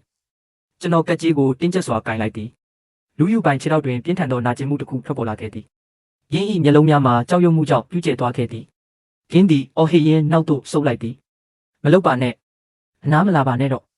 ကက်ကြီးကိုလက်တွင်ကင်ထားရင်းကျွန်တော်ဖြည်းဖြည်းချင်းခြေလမ်းပြင်၍ရှေ့သို့တိုးသွားခဲ့သည်မင်းတခင်မလေးသုံးရဲ့ဘေးမှာမနေချင်ဘူးလားဒါဆိုရင်ဘာလို့ပုံနေတာလဲရခင်ဘဝတုန်းကလူယူပိုင်သည်ကျွန်တော်ကိုထိခိုက်အောင်လုပ်ရန်မိရှို့ရန်ပူးပေါင်းကြံစည်ခဲ့သည်ကျွန်တော်ကိုကဲတင်ရင်မက်ဆာဦးမှာဒုက္ခိတဖြစ်သွားခဲ့ရသည်ယင်းသည်ဘဝ၏ကြံရှိသောအချိန်များကိုဝီချဲပေါ်တွင်ကုန်လွန်စေရန်အကြက်ကင်ခံခဲ့ရသည်ယင်း၏ပျက်စီးသွားသောခြေထောက်များအကြောင်းစဉ်းစားမိသည့်အခါတိုင်းကျွန်တော်နှလုံးသားမှာထက်မြက်သောဓာတ်တစ်ချောင်းဖြင့်ထက်ခါလှီးဖြတ်ခံနေရတဲ့ကဲ့သို့ခံစားရသည်ထို့ကြောင့်ဤဘဝတွင်မူကျွန်တော်သည်လူယူပိုင်အားအရင်ဆုံးအပြည့်ရှင်းပြီးကျွန်တော်၏ကြီးရာအတွက်လက်စားချေမည်ဖြစ်သည်ဗီလာ၏အစီခံတိုင်းမှာကြောက်ရွံ့မှုကြောင့်တောင့်တင်းနေကြသည်သူတို့သည်အကူအညီမဲ့စွာဖြင့်ကြည်ုံမှတပါမတက်နိုင်ကြပေလူခြေထောက်မှာသွေးနှင့်အသားများရောထွေးနေသောကြောက်စရာကောင်းသည့်အပုံကြီးဖြစ်သွားပြီးအခန်းတစ်ခုလုံးမှာခြောက်ခြားပွေရာတိတ်ဆိတ်မှုတွေသို့နှမြုပ်သွားခဲ့သည်မက်ဆာအိုသည်တကားမှဝင်လာခဲ့သည်ရင်း၏မျက်နှာမှာအေးဆက်နေခဲ့သည်အာချန်လိမ္မာတဲ့ကလေးလေးလုပ်ပါအရင်ဆုံးကက်ကြီးကိုအောက်ချလိုက်ပါမဟုတ်ရင်မင်းတန်ရရသွားလိမ့်မယ်ကျွန်တော်နင်းအားကြည့်လိုက်သည်ကျွန်တော်၏မိနက်သောမျက်လုံးများထဲတွင်မုန်းတီးမှုများပြည့်နှက်နေခဲ့သည်လူသည်ဒုက္ခတွေဖြစ်ခွင့်ရရှိသွားခဲ့သည်လွန်ခဲ့တဲ့တစ်ချိန်ကငါမင်းကိုထွက်ပြေးဖို့မကူညီနိုင်ခဲ့ဘူးမင်းသားအတွက်ငါကိုဘာလို့ဒီလောက်မုန်းနေရတာလဲကင်းကမက်ဆာဦးဘက်သို့လှည့်ကြည့်လိုက်သည်တခင်မလေးသုံးကျွန်တော်အကူကမမဂျုံချမ်းကိုအရန်လွှမ်းနေလို့ပါကျေးဇူးပြုပြီးသူ့ကိုအပြစ်မတင်ပါနဲ့သူစိတ်ရှုပ်ထွေးပြီးကျွန်တော်ကိုတိုက်ခိုက်မိတာပါကျွန်တော်နင်းအားရေခဲကဲသို့အေးဆက်သောအကြည့်ဖြင့်ကြည့်လိုက်သည်ရင်းဤပေါင်မှသွေးများ ယိုစီးနေသည့်တိုင်လူယူပိုင်သည်ဇွဲရှိရှိဖြင့်ထွက်သွားရန်ညှင်းဆန်နေခဲ့သည်အမှန်တော့တောင်လေဗီလာတွင်နေထိုင်ပြီးမက်ဆာအိုအားညှို့ဆွဲရန်ရင်းတွင်ဤအခွင့်အရေးတစ်ခုလေးသာရှိတော်သည်ထို့ကြောင့်မိမိတရားကိုကင်ထားရင်းမြင်းကတခင်မလေးသုံးသူဤရုပ်ဆိုးသောပြဆက်ကိုကပ်ပြနေတာကိုမြင်ရတာတကယ်ပဲနာကျင်ရပါတယ်ကျွန်တော်ဆိုရင်မင်းညကစားထားတဲ့အစားအစာတွေကိုပင်အန်ထုတ်ချင်စိတ်ပေါက်မိတယ်ပါဆက်ပိတ်ထားအရှက်မရှိပဲငါရဲ့တခင်မလေးသုံးကိုညှို့ဆွဲဖို့ကြိုးစားနေတာကိုရက်လိုက်ကျွန်တော်စကားကိုကြားသည်နှင့်မက်ဆာအိုမဆိုင်မတော့တုံရင်သွားခဲ့သည်တခင်မလေးသုံးတောက်ပါသောမျက်လုံးများသည်မယုံနိုင်မှုများဖြင့်ပြည့်နှက်သွားခဲ့သည်ဤလူသည်ရင်းအားမိမိပိုင်ဆိုင်သည်ဟုနောက်ဆုံးတွင်ဝန်ခံလိုက်ခြင်းလောကျွန်တော်အကြည့်မက်ဆာအိုထံရောက်ရှိသွားသောအခါကျွန်တော်နှလုံးသားမှာရုတ်တရက်အောက်သို့စိုက်ဆင်းသွားခဲ့သည်ဒုက္ခပါပဲကျွန်တော်ယခုမျှအကြမ်းဖက်ပြီးရက်ဆက်ပြလိုက်သဖြင့်ရင်းဤရှိတွင်ကျွန်တော်ပုံရိပ်တစ်ခုလုံးပျက်စီးသွားခဲ့ပြီးစိုးရိမ်တကြီးဖြင့်ကျွန်တော်နောက်သို့လှည့်လိုက်ပြီးကနာမငြိမ်စွာနှုတ်ခမ်းကိုကိုက်ထားလိုက်သည်ရှောင်းငါဒီလိုလုပ်ဖို့တကယ်ရွေချက်မရှိပါဘူးမက်ဆာအိုမျက်လုံးများထဲတွင်ချစ်ချင်းမေတ္တာများပြည့်နှက်သွားခဲ့သည်ထို့နောက်ကျွန်တော်အားဖြည်းဖြည်းချင်းမေးလိုက်သည်ဒါဆိုငါ့ကိုပြောပြပါဦးအာချန်မင်းဘာလို့ဒီလိုလုပ်ခဲ့တာလဲသူကဒီဗီလာမှာနေဖို့အတင်းပြောတယ်ပြီးတော့မင်းငါ့ကိုမုန်းအောင်ရွေချက်ရှိရှိစူးစမ်းခဲ့တယ်ငါအမုန်းဆုံးကတော့တယောက်ကမင်းကိုသူ့ပိုင်ဆိုင်မှုအဖြစ်လုပ်ဖို့စူးစမ်းတာပဲမင်းကငါဥစ္စာပဲမိသူကိုမျှမင်းကိုငါထံမှလူယူခွင့်မပေးနိုင်ဘူးကလေးတယောက်ကဲ့သို့မိမိအချစ်ဆုံးကစားစရာကိုကာကွယ်နေသည့်အလားကျွန်တော်မက်ဆာအိုကိုတင်းကျပ်စွာတွဲဖက်ထားလိုက်သည်ကျွန်တော်မျက်လုံးများထဲတွင်ဆွဲလန်းသောပိုင်ဆိုင်လူစိတ်များပြည့်နှက်နေခဲ့သည်မက်ဆာအိုကတီကြီးစွာဖြင့်ခေါင်းနှိပ်လိုက်သည်ရင်းဤအတန်ထဲတွင်စံချိန်တင်ပြတ်သားမှုများပါဝင်နေခဲ့သည်ငါတဘဝလုံးမင်းတယောက်တည်းရဲ့အပိုင်ပဲဖြစ်နေပါမယ်ကျွန်တော်လုံးဝအံ့ဩသွားခဲ့သည်ဤဘဝတွင်မက်ဆာအိုသည်ကျွန်တော်ကိုအမှန်တကယ်ပင်လုံးဝချစ်ကြွဝင်သွားခဲ့ပြီဖြစ်သည်မက်ဆာအိုသည်ကျမ်းပြင်ပေါ်ရှိတွေးဆွနေသောမြင်ကွင်းကိုစက္ကန့်မျှပင်လှည့်မကြည့်ခဲ့ပေရင်းသည်ကျွန်တော်လက်ကိုကိုင်ကအပေါ်ထပ်သို့ခေါ်ဆောင်သွားခဲ့သည်တခင်မလေးသုံးကျမ်းပြင်ပေါ်ကဒီလူကိုဘာလုပ်ရမလဲဂွန်ယာနီကပြင်းတန်ရာများကိုကြည့်လိုက်သည်စေကူတမှုမရှိပါကပြင်းသည်အမှန်တကယ်သေဆုံးသွားနိုင်သည်ရင်းဤစိုးရိမ်နေသောမျက်နှာကကျွန်တော်လက်တွင်တွေးဆွမိကိုကြောက်ရွံ့နေပြီးမက်ဆာအိုအတွက်ဒုက္ခရောက်မိကိုစိုးရိမ်နေကြောင်းထင်ရှားနေသည်သူ့ကိုအပြင်လွှင့်ပစ်လိုက်အမျိုးသမီးကအေးဆက်သောအတန်ဖြင့်အမိတ်ပေးလိုက်ပြီးနောက်သို့လှည့်မကြည့်ပဲရှေ့သို့လှမ်းသွားခဲ့သည်မြင်းဤနောက်တွင်ဂွန်ယာနီသည်တိတ်ဆိတ်စွာရက်ကြံခဲ့သည်မက်ဆာအိုရုတ်တရက်ရက်လိုက်သည်အင်းဒီဂွန်ယာနီဘက်သို့အေးဆက်သောအကြည့်ဖြင့်ကြည့်လိုက်ပြီးမင်းမာဒီလောက်တောင်အားလက်ချိန်တွေရနေတာဆိုတော့တလားလောက်ရုပ်အလောင်းထိမ့်သိမ်းရေးအခန်းမတာယုံမှာတာဝန်ကျစေဂွန်ယာနီခြေထောက်များမှာကြောက်ရွံ့မှုကြောင့်အားနည်းသွားခဲ့သည်ရင်းသည်လုံးဝဒုက္ခရောက်နေသည့်ပုံပေါ်နေသည်တခင်မလေးသုံးအကူညီတောင်းပါတယ်ကျွန်တော်တကယ်ပဲမတာယုံကိုမဆောင်ချင်ပါဘူးရှောင်းမင်းဘာလို့ငါ့အပေါ်ဒီလောက်ရက်ဆက်နေရတာလဲမက်ဆာအိုကမြည်သည့်ခံစားချက်များမပါပဲပြန်ဖြေလိုက်သည်အကြောင်းကတော့မင်းစကားအရမ်းများလို့ပဲမင်းငါရဲ့အာချန်ကိုစိတ်အနှောက်အယှက်ပေးနေတယ်ကျွန်တော်လုံးဝအံ့ဩသွားခဲ့သည်ဒင်းသည်ထိုနေရာတွင်ပင်တောင့်တင်းစွာရက်နေခဲ့ပြီးနှုတ်မှတခုံးများထွက်မလာတော့ပေမက်ဆာအိုသည်ဖြည်းဖြည်းချင်းလှုပ်ရှားလိုက်ပြီးကျွန်တော်လက်မှသွေးများကိုဂယုတစိုက်တုတ်တင်ပေးခဲ့သည်ရင်းဤလေးစားသမှုရှိသောအမှုအရာမှာအလွန်အဖိုးတန်သောယတနာတစ်ခုကိုကင်တွယ်နေသည့်အလားပင်ကျွန်တော်မျက်တောင်မခတ်ပဲပြင်းအားကြည့်နေခဲ့သည်ရှောင်းငါပြောသမျှတိုင်းကိုမင်းယုံပါလားငါယုံမဲခဏမျှရက်တန့်ပြီးနောက်ရင်းကကျွန်တော်အားချစ်ခင်စွာကြည့်လိုက်သည်မင်းပြောတတ်ရင်ငါအရာရာကိုယုံပေးမယ်ရင်းဤပြတ်သားသောအဖြေကိုကြားရသောအခါကျွန်တော်နှလုံးသားမှာခါးသီးသောနာကျင်မှုများပြည့်နှက်သွားခဲ့သည်ရင်းသည်ကျွန်တော်၏အကြောင်းပြချက်များကောင်းမွန်လုံး၍မဟုတ်ပဲကျွန်တော်ပြောခဲ့ခြင်းကြောင့်သာယုံကြည်ပေးခြင်းဖြစ်သည်မက်ဆာအိုကကျွန်တော်အားကြည့်လိုက်ပြီးဖြည်းဖြည်းချင်းဆက်ပြောသည်ဒီနေ့ကစပြီးမင်းတောင်လဲပြီးလာမှမင်းစိတ်ကြိုက်ဝင်ထွက်သွားလာလို့ရပြီကျွန်တော်အယံဝမ်းသာသွားသဖြင့်ခုံပေါက်မတက်ဖြစ်သွားခဲ့သည်ရှောင်းမင်းငါကိုတကယ်ပဲအပြင်ထွက်ခွင့်ပေးတော့မှာလားဒါပေမဲ့ငါမှာစီကတ်တစ်ခုရှိတယ်ရင်းဤမျက်လုံးများထဲတွင်စိုးရိမ်စိတ်အရေးအမွတ်ပေါ်လာခဲ့သည်ရင်းသည်ကျွန်တော်အပြင်သို့ရောက်သွားပါကထာဝရပြောက်ကွယ်သွားမိကိုစိုးရိမ်နေတော့မင်းဖြစ်ကြောင်းထင်ရှားသည်စီကန်းကိုသာပြောပါငါလွတ်လပ်ခွင့်ရတတ်ရေးပါမဆိုလက်ခံပါမယ်မက်ဆာအိုလေတံမှာရုတ်တရက်အေးဆက်သွားခဲ့သည်ဘဲမှမသွားပါနဲ့ငါမင်းကိုရှာမတွေ့ရင်ထိုမျိုးသမီးနဲ့မတွေ့ပါနဲ့ကျွန်တော်စိတ်လှုပ်ရှားစွာဖြင့်ခေါင်းညှိလိုက်သည်ဝမ်းသာနေသောရွှေရောင် retriever စတဲ့ကဲ့သို့ပင်ငါကတိပေးပါတယ်အခုကစပြီးအရာရာမှာမင်းစကားကိုနားထောင်ပါမယ်မက်ဆာအိုကကျွန်တော်ခါကိုရင်းဤလက်များဖြင့်ပြန်လည်ဖက်တွယ်လိုက်သည်အာချန်ငါမှမင်းကိုဆွဲထားဖို့ဒီနောက်ဆုံးတတိပဲကြံတော့တာပါ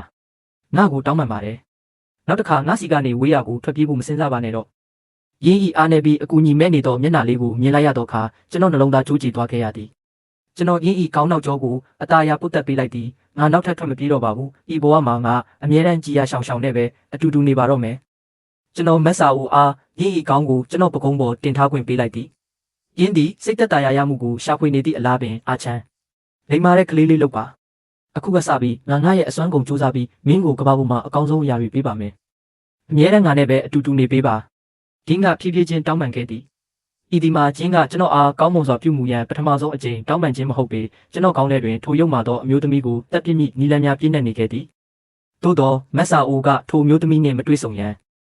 တောင်းဆိုခဲ့သည်ကိုတတိယလိုက်တော့အခါကျွန်တော်ခဏမျှထိုကိစ္စကိုပေးဖယ်ထားလိုက်ရသည်သို့တော်လည်းကျွန်တော်ထိုရုံမှာတော့အမျိုးသမီးကိုခိတ္တမြတယောက်တည်းထားရှိမိဖြစ်တော်လဲကျွန်တော်၏ချစ်စရာကောင်းသောညီငယ်လေးမှမူဤမြလွယ်လွယ်ကူကူလွတ်မြောက်နိုင်မည်မဟုတ်ပေထိုစဉ်ကျွန်တော်၏အဖိုးတန်ဖခင်ဆိုသူလူချီကလင်းရှန်ထံဖုံးဆက်လာခဲ့သည်အခုချက်ချင်းဆေးရုံကိုလာခဲ့စမ်းငါဘာလို့ဆေးရုံကိုလာရမှာလဲမင်းကအလောင်းကိုတိမ်ဖို့ပြင်ဆင်နေတာလားအခြားတစ်ဖက်တွင်လူချီသည်ဒေါသထွက်လုံး၍ယူသွမတက်ဖြစ်နေခဲ့သည်မင်းရဲ့ဖခင်ကိုဒီလိုစကားပြောတာလားငါကမင်းရဲ့ဇီဝဗေဒဆိုင်ရာအဖေကြည့်စမ်းမင်းယူပိုင်ကိုဘလောက်တောင်ပြင်းပြင်းထန်ထန်တန်ရာရအောင်လုပ်လိုက်တာလဲအခုချက်ချင်းဒီကိုလာပြီးဒူးထောက်ဖူးမြော်တောင်းပန်ဖို့ငါအမိတ်ပေးတယ်ကျွန်တော်အေးဆက်စွာရေမောလိုက်သည်အင်းဒီကျွန်တော်ကိုမိမိစိတ်ကြိုက်ထိန်းချုပ်နိုင်သောရခင်ကအားနည်းသည့်လူဟောင်းတိုင်းပင်ရှိနေသေးသည်ဟုတကယ်ထင်နေခြင်းဖြစ်သည်သို့တော့အင်းကိုယ်တိုင်ကျွန်တော်ထံလာခဲ့ခြင်းဖြစ်ရာဤဒီမှာသူတို့ကိုကိုယ်တိုင်ကင်တွယ်ဖြစ်ရှင်းရန်အကောင်းဆုံးအခွင့်အရေးပင်ဖြစ်သည်အကြောင်းမှာယူပိုင်သည်ဤမြပြင်းထန်စွာဒဏ်ရာရရှိထားသဖြင့်ယင်း၏အကိုကြီးအနေဖြင့်ယင်းအားကြီးကျယ်သောလက်ဆောင်တစ်ခုပေးရပေမည်ယင်းလုံးဝဒုက္ခိတမဖြစ်မချင်းလင်းအားငရဲတို့ကိုယ်တိုင်ပို့ဆောင်ပေးရန်ကျွန်တော်တွင်မြည်သည့်အခက်အခဲများမရှိပေဖုံးချလိုက်ပြီးနောက်မက်ဆာဦးဘက်သို့လှည့်ကြည့်ကကျွန်တော်ဆေးရုံသို့သွားမည်ဖြစ်ကြောင်းပြောပြလိုက်သည်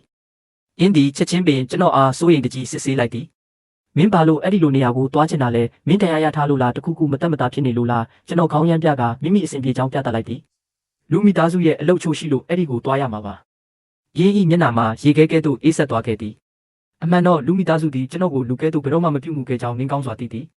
မက်ဆာအိုးကကျွန်တော်အားအေးဆက်သောလေတံဖြင့်တတိပေးလိုက်သည်ထိုရုပ်မာတဲ့လူတွေဟာမင်းရဲ့အချိန်တွေကိုပေးစရာမထိုက်တန်ဘူး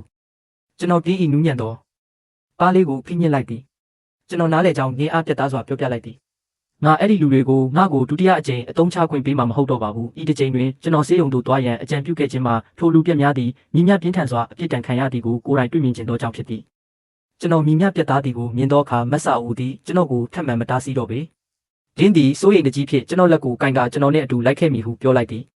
ဒင်းသည်တယောက်ယောက်ကကျွန်တော်အားအခွင့်ကောင်းယူမိသို့မဟုတ်နှောက်ယှက်မိကိုအမြဲကြောက်ရွံ့နေခဲ့သည်ဒင်းအတွက်မူလူမိသားစုသည်လူများကိုအရှင်လက်လက်ဝါမျိုးတက်သည့်အနေရရှိသောအမေလိုက်သမားများဖြစ်ကြသည်ကျွန်တော်မကောင်းဆိုးဝါးများ၏တွင်ထဲသို့ဝင်ရောက်သွားမိကိုဒင်းကြောက်ရွံ့နေခဲ့သည်သို့တော်မကြာမီတွင်ကျွန်တော်၏လုပ်ရများဖြင့်ရှောင်းရှောင်းအားရင်း၏စိုးရိမ်မှုများအားလုံးသည်လုံးဝအလကားဖြစ်ကြောင်းပြသပေးတော်မူဖြစ်သည်ယခုအခါကျွန်တော်သည်ကစားစရာလုပ်ရသောလူမျိုးမဟုတ်တော့ပေကျွန်တော်တို့၏စံပြသောအနက်ရောင်ပန်းလေကားသည်လှပစွာမုံမှန်ထားသောပန်းဆိုင်ဒီဇိုင်းနီးမှဖြတ်တန်းသွားသောအခါကျွန်တော်ဒရိုင်ဘာအားရက်ရန်အချက်ပြလိုက်ပြီးတယောက်တည်းအပြင်သို့ထွက်လာခဲ့သည်